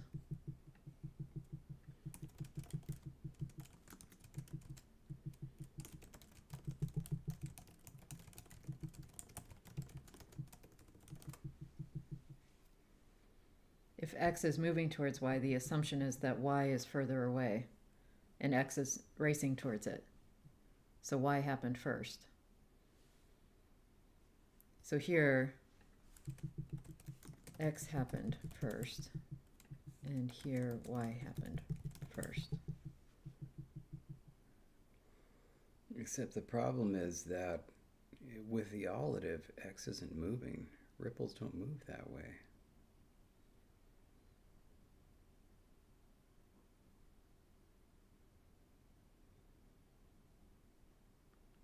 But there's always some endpoint to the ripples, where the past is just the past. Because the ripples disappear. So the ripples are moving towards... disappearing, which is where Y already has. Okay. And so the X is what they're moving towards, away from the beaver slapping his tail in the water, yeah. The X is the shore. X is any activity. I mean in the metaphor.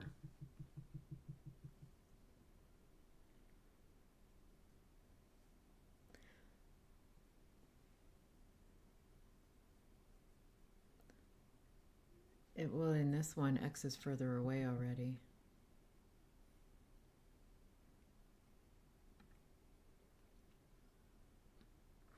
Because, well, in the ablative, the X is the source of the commotion. In the allative, if it's allative, X has to be the thing that Y is moving towards. So it's not the source of the commotion.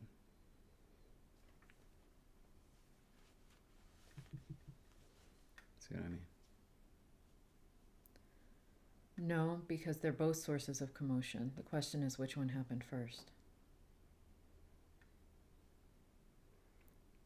Oh, you mean X and Y are both tail slaps? Yes. Oh my god. Two beavers in one lake, both slapping their little tails on the surface. Or the same beaver slapping their tail more than once. The first tail slap or the versus the second tail slap. Slapping its tail more than once. Patrick, if you've got it, try to re-explain.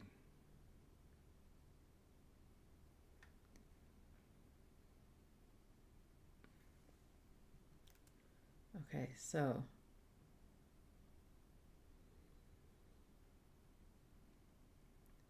let's say, give me a name of a beaver. In Newly Sued? No, just if I made you a little crocheted beaver, what would the name be? Oh, I already know. You did, and it was BB. BB. But let's say I make you another. Well, that was my other beaver's name too, was BB. What would another beaver name be if I crocheted you another beaver? Well, that's not how BB is spelled, but there's two other, my original beaver has two other names. Which is? Both Thomas and Saleh. That's where the word for beaver comes from. Okay, so we're going to say BV and Saleh.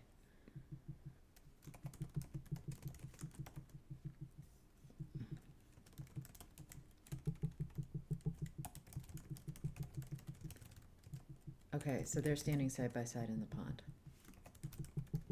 BV slaps the water. Wait, both BV and Saleh slap the water at the same time. So the tail slaps in relation to each other would use the locative because they're in the same place. It's the same time. Okay. BV slaps the water. Ripples go. Saleh waits 5 seconds.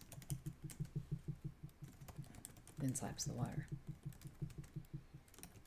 Now more ripples are chasing outwards.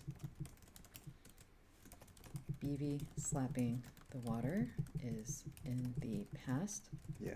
But ripples are further out. Saleh's ripples are moving towards the direction of BB's ripples.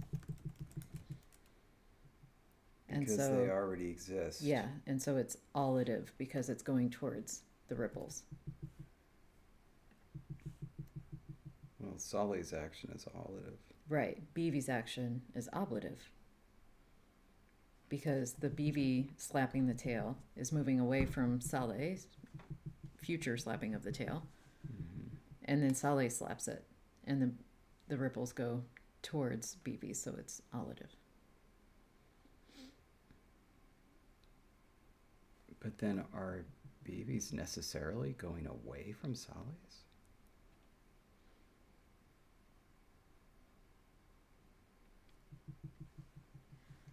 If you take away, I gave 2 so we could name them.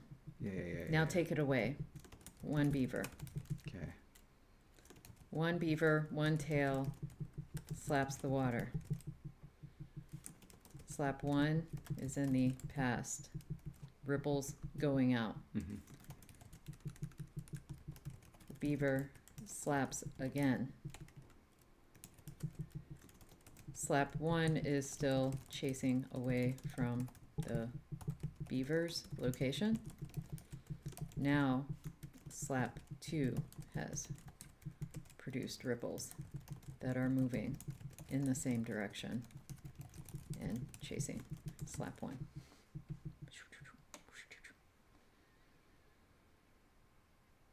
And so, yeah, slap 1 as the past is moving away from any future action because it hasn't happened yet and it's in that same location. You're viewing basically, the metaphor is saying all location, all events are relative to the speaker's location in the metaphor. And the events are further away versus closer to you and going in that same direction, because everything's always rippling out from your metaphorical location. Let's do some things here.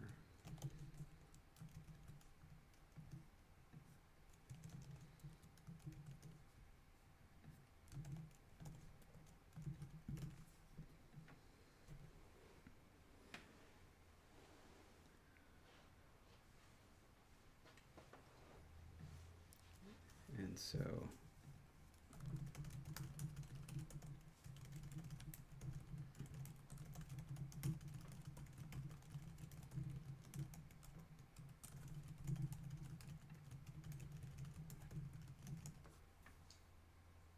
can we do this now? We're assuming we can use the postpositions as conjunctions? I don't know. Okay. But I've at least written them down. Well, let's just assume we can until we say otherwise. Mm-hmm. But yeah, so like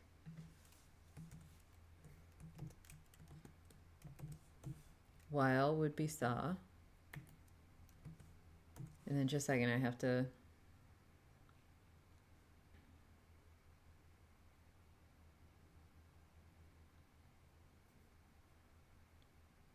So the mouse sing first. The mouse is older. Ah! Just a second. After the mouse sing. Because another way of saying that is the mouse sing before the beaver slept. Here, let's finish this up because I have another question. No, this would be the... Just a second. Sure. This is really, really hard. Because the other question was that these are all postpositions. Mm-hmm. And so, like, I'm supposed to be describing the beaver sleeping. Yeah, like, so the mouse singing is essentially the hero of the piece, shall we say. And you're setting up what happened or will happen as you go to discuss the mouse's singing.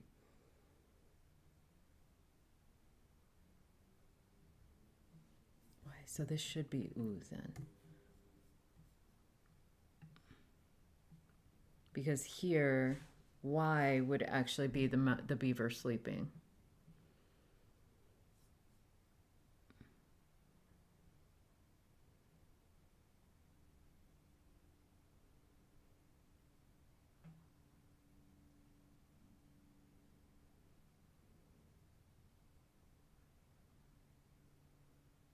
And then toward Y, the beaver slept and now the mouse is singing. And toward Y is this one. So yes. So I was looking at it backwards. Because away from Y is our...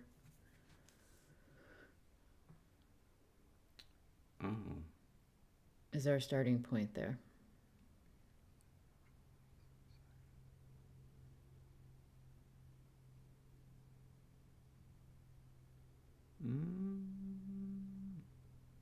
Wait.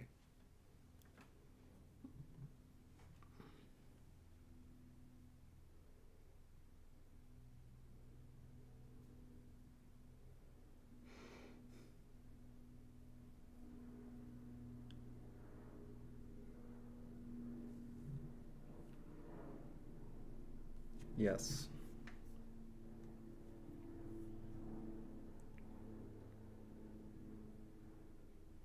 No. The changing of the things really screwed this up for me. Because I feel like these both say the same thing.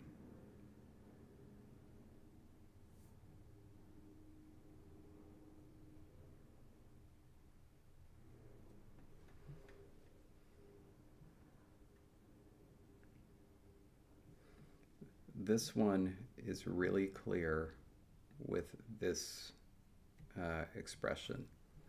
Mm-hmm. So the beaver slept. The beaver sleeping was him slapping his tail.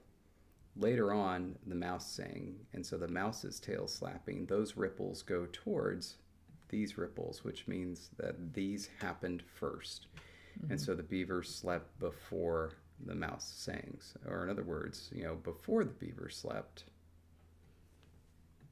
the mouse sang. Wait, shoot, no, it's backwards. That's backwards. It's because using postpositions as opposed to like our subordinating conjunctions just sit in the middle. Yeah.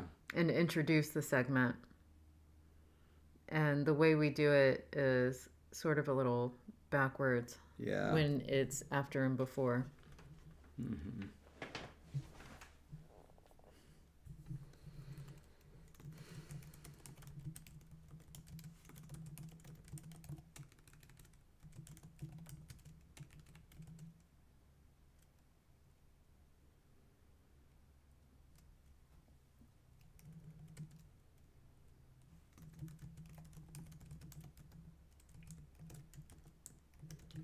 So these should be here.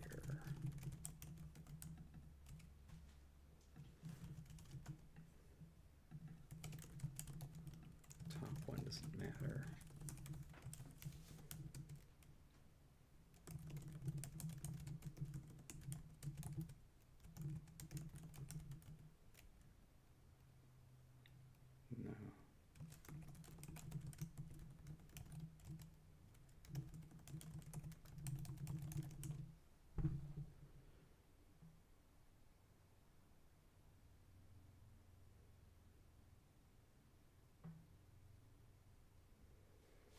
No. There is one language where I actually limited the ability to use subordinating conjunctions to where there was not both an after and a before. There was only one of them, and you would just have to use that one and like reorder things from how English said it. Just because it made sense for the language and the way that it was set up. But you wouldn't, like, you could only use, if I'm remembering correctly, I'd set it up so you could only use after. And so if you wanted to say something like, the beaver slept before the mouse sang, you literally had to reorder it and say the mouse sang, or the mouse sang and then the beaver slept, or after the mouse sang, the beaver slept. You couldn't use both. So the relationships had to follow from an and then relationship. And this feels like one of those.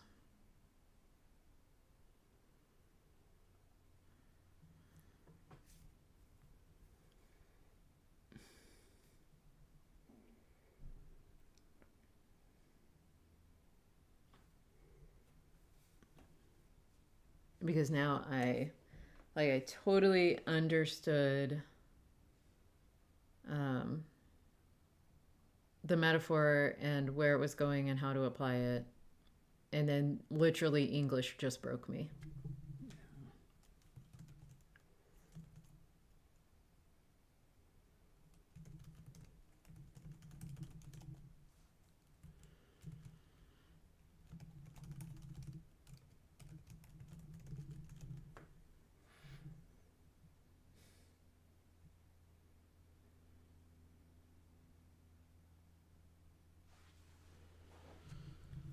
This is actually backwards.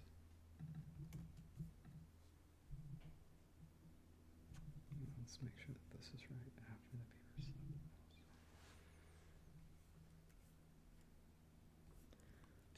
Well, and this actually needs to be reworded.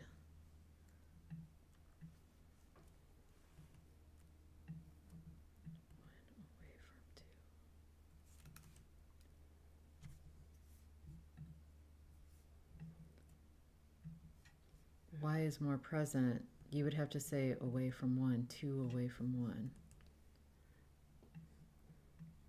This is actually a throwback to season 1. I don't know if you'll remember us discussing time in Ingala. Oh, I remember, because we had to draw multiple things falling. And we had the same problem because of a switch in perspective.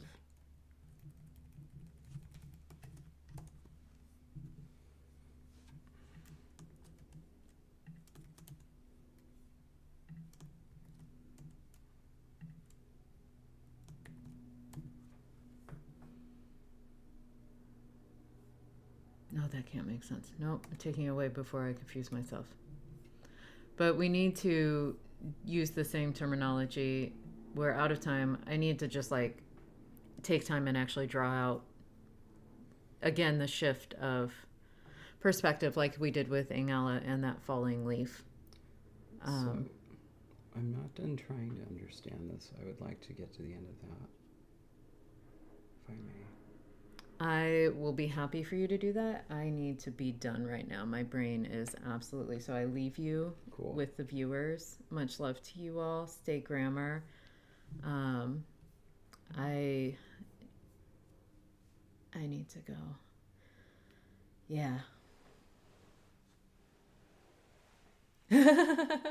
Thank you, Jonathan. But yes, we're out of time with this metaphors. We're out of ripple.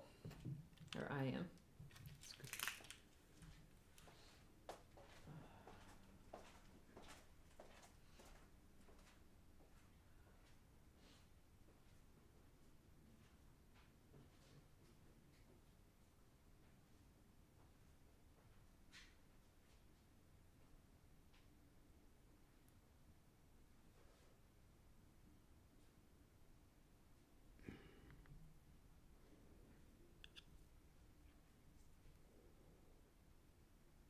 Yeah, I know, and I'm not saying anything. That's the problem. But the thing is, the problem for me is the switching of the participants in the metaphor, where while and where these two are the same, but this one is different, and that makes it very difficult.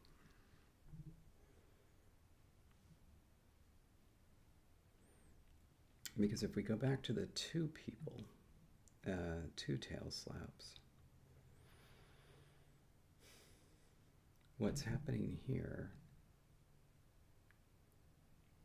so here the mouse is singing, the ripples are going toward the beavers. Here, the mouse is singing, is being sung into by is being slept into by the beavers. And from doesn't necessarily convey that information. I think the metaphor may be wrong, and we need to take time to draw it out and actually take time with it, which is going to take a lot of thought. I understand, but I think that I've almost got this. If there's a postposition or adposition, that means having been gone into or affected by, having been affected by, having like been permeated by, having been adjusted by, something like that. Can anybody suggest a meaning like this?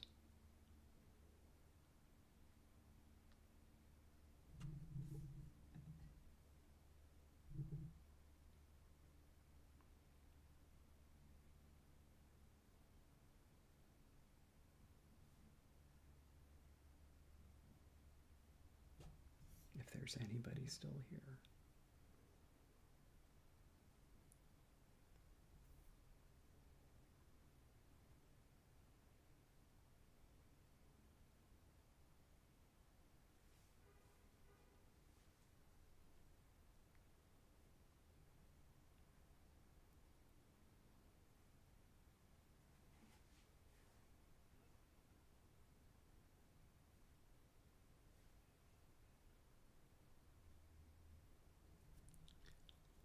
Before the beavers slept. because the mouse is singing happened first. The mouse is singing happened first. Then the beavers happened.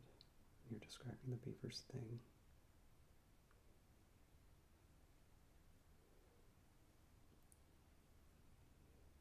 The beavers sleeping tried to push into the mouses.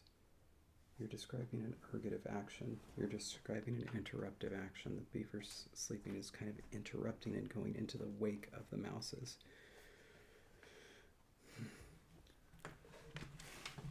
What is oh, it's beaver slept, not the mouse saying. I just said it backwards. My brain is no good right now. But here's the visual. For this is more recent because this is you. Yeah. So, but it's still in the past because it's away from you. Mm-hmm. And so,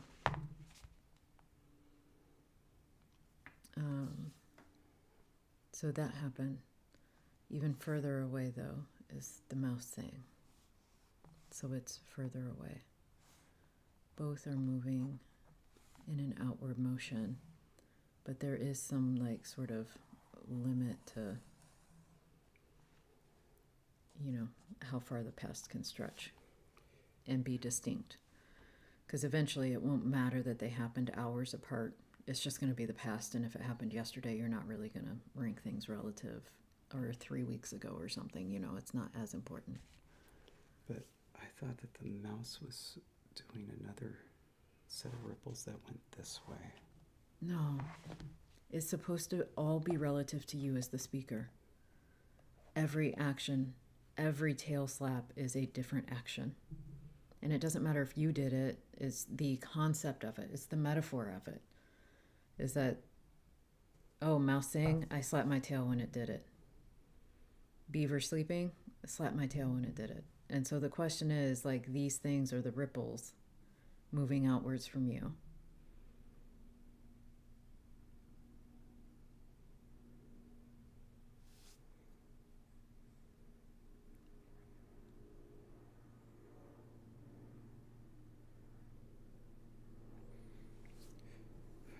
See, the problem is the relationship of these elements. See, these are equals, that's fine. But this one implies that this one is acting on this whole phrase.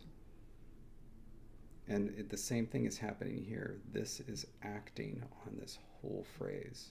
So the question is, what is the opposite of this? It should be that, but it doesn't seem to work.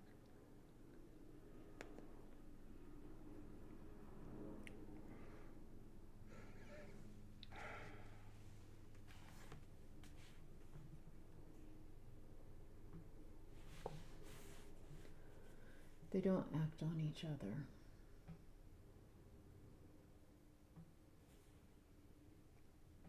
But that's the way I understood the second one.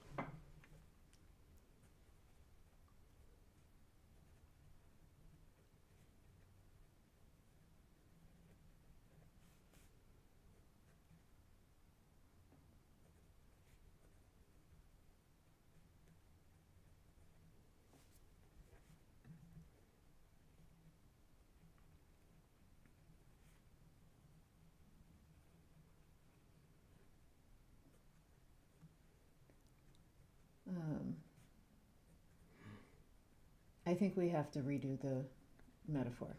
I have an idea.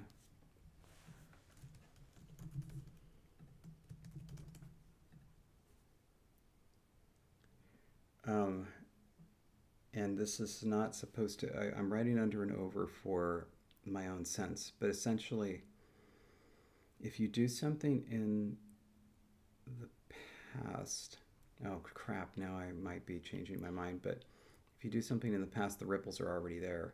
And so like the motion of the wave is already, you're fighting against it if you're trying to add something to it going in the opposite direction. Whereas like looking at it from the other side, you know, you start it, then you start the motion of everything, and anything else is going to be fighting against you. And so for this one, the mouse is singing is kind of like pushing against these bigger waves that are already there. So it's like this one is like the dominating it. And hence, so the beavers came first. Like the mouse singing came after the beaver had already put all these waves into the pool. This one, on the other hand, it's the mouse that gets the chance to put the waves into the pool before the beaver. And so the mouse's waves are What's like important though is over neither of those are you then. You are some omniscient third person hanging out watching them battle in the pool. You are not a part of that metaphor. Oh, I assumed that this was you. No. Like you can't. Like that's, you got to watch somebody else do that. Otherwise, like why would the other one obviously be someone else? Like how would you assign yours versus theirs? The first one is you. Why? Just because it comes first. But like why? I mean, it's fine if that makes you understand it, but like I don't understand why you can't just say like, you slap your tail when the beaver sleeps. You slap your tail when the mouse sings. You slap your tail when the frog stacks the rocks. Like as these things happen, they're all emanating. Okay. Like your concept of time is how time is relative to you as a speaker, not as you watch other events necessarily. Okay. So now in this one,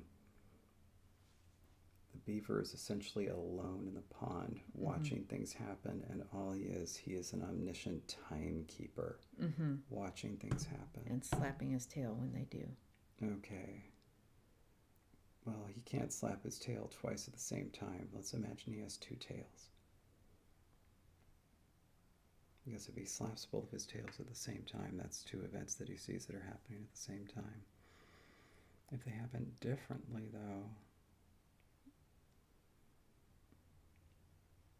then he does one and then the other. Then the second events,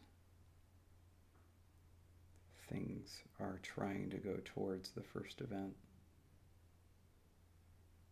If you look at it from the opposite the opposite way, the first event's things are trying to go away from the second event. Is that a good explanation? Effectively, yeah, like it's, but if you want to look at it that way, the under and over, I think, also still work. It's just like the ripples are already there. So when you slap your tail again, those ripples are kind of going over the same ripples that are literally already there around you, but smaller because they have, dissipated from a previous event. But like, it's not even necessarily necessary, I don't think, to have two tails in the metaphor, because like if I played a piece of music for you and told you clap your hands every time a new instrument joins, but piano and guitar joins at the same time, what are you going to do? Like you would just clap, right, to indicate new instrument. Like you wouldn't, like, I don't know, try to clap multiple sets of hands. I now understand this and it works. Was it the clapping of the hands? No, I wasn't listening to that on purpose because I understood it, and so I needed to just think through it, and now I've got it. The event is the ripple. The event is the ripple. The beaver is the timekeeper. He slaps his tail twice because the first slap always exists first. From one perspective, the new slap is moving towards the old one. It never reaches it, but it's moving towards it. It's moving towards the place where it used to be. And so the second slap is after moving towards the first. From the other perspective, the first slap happens in its ripples. Witness the second slapping. and those ripples are chasing it. It's moving away from it. It'll never catch it, but it's still chasing it. And so the first ripples are moving away from the second.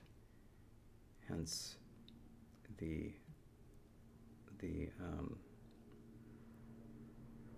this one happened first. The mouse happened first, and it's moving away from this thing that happened second. And so that's how it works.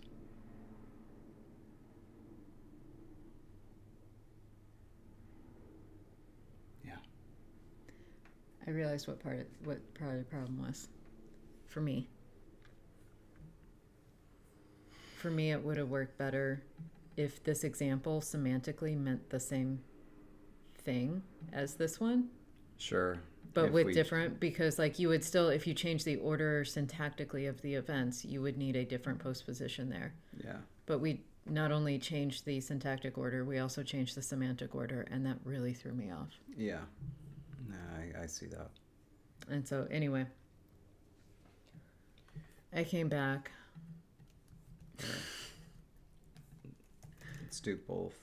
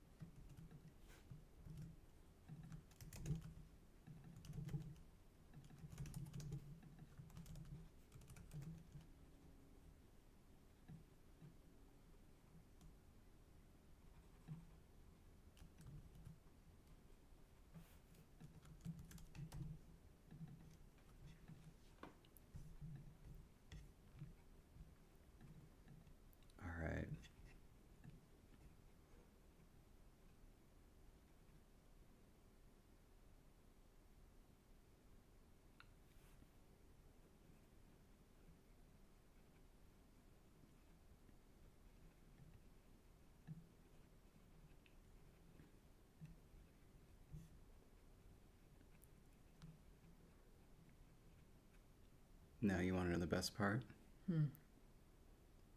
This is going to require the verbs, the last verb, whatever it is, to be in the infinitive. Okay. And it's nominalizing the whole phrase. Okay.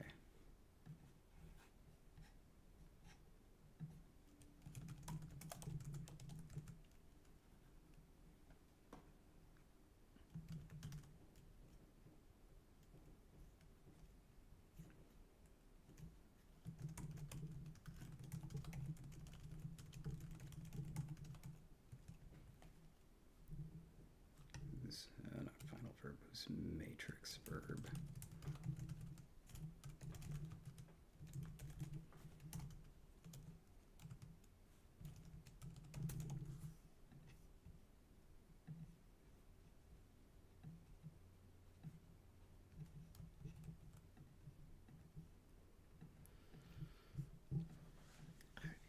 And then I'm just going to write all three up. This is one's you. And this means before. And now saw.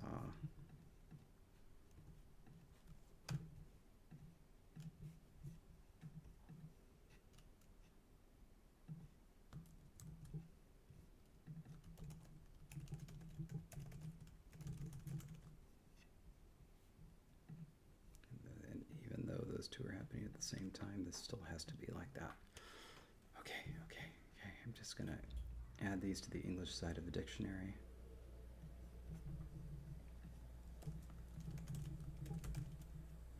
I don't even, what is after in English? Is it a conjunction? Oh, when it's being used like that, yeah, subordinating conjunction. Okay. After is the.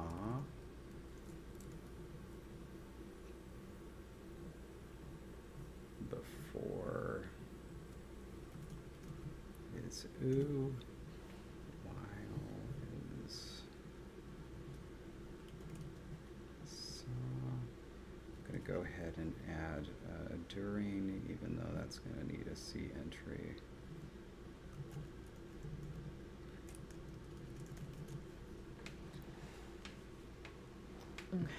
Okay. All right. We've got it all in there. I think we're done. I think it's good. I think this is honestly one of the best things we've ever done. I'm so sorry. It took me a long time for my brain to catch up. But honestly, I think that was amazing. Yay. This was all your idea. Thank you. And now we can end stream and get on with the day, because I've got a lot to do before we need to leave. Yeah, and Artifexia needs to go to bed. Gosh, I'm so sorry, buddy. I owe you a hug. Yay. All right. Much love to you all once again. Stay grammar all over again. Stay grammar. And we'll see you next week. Bye. Bye.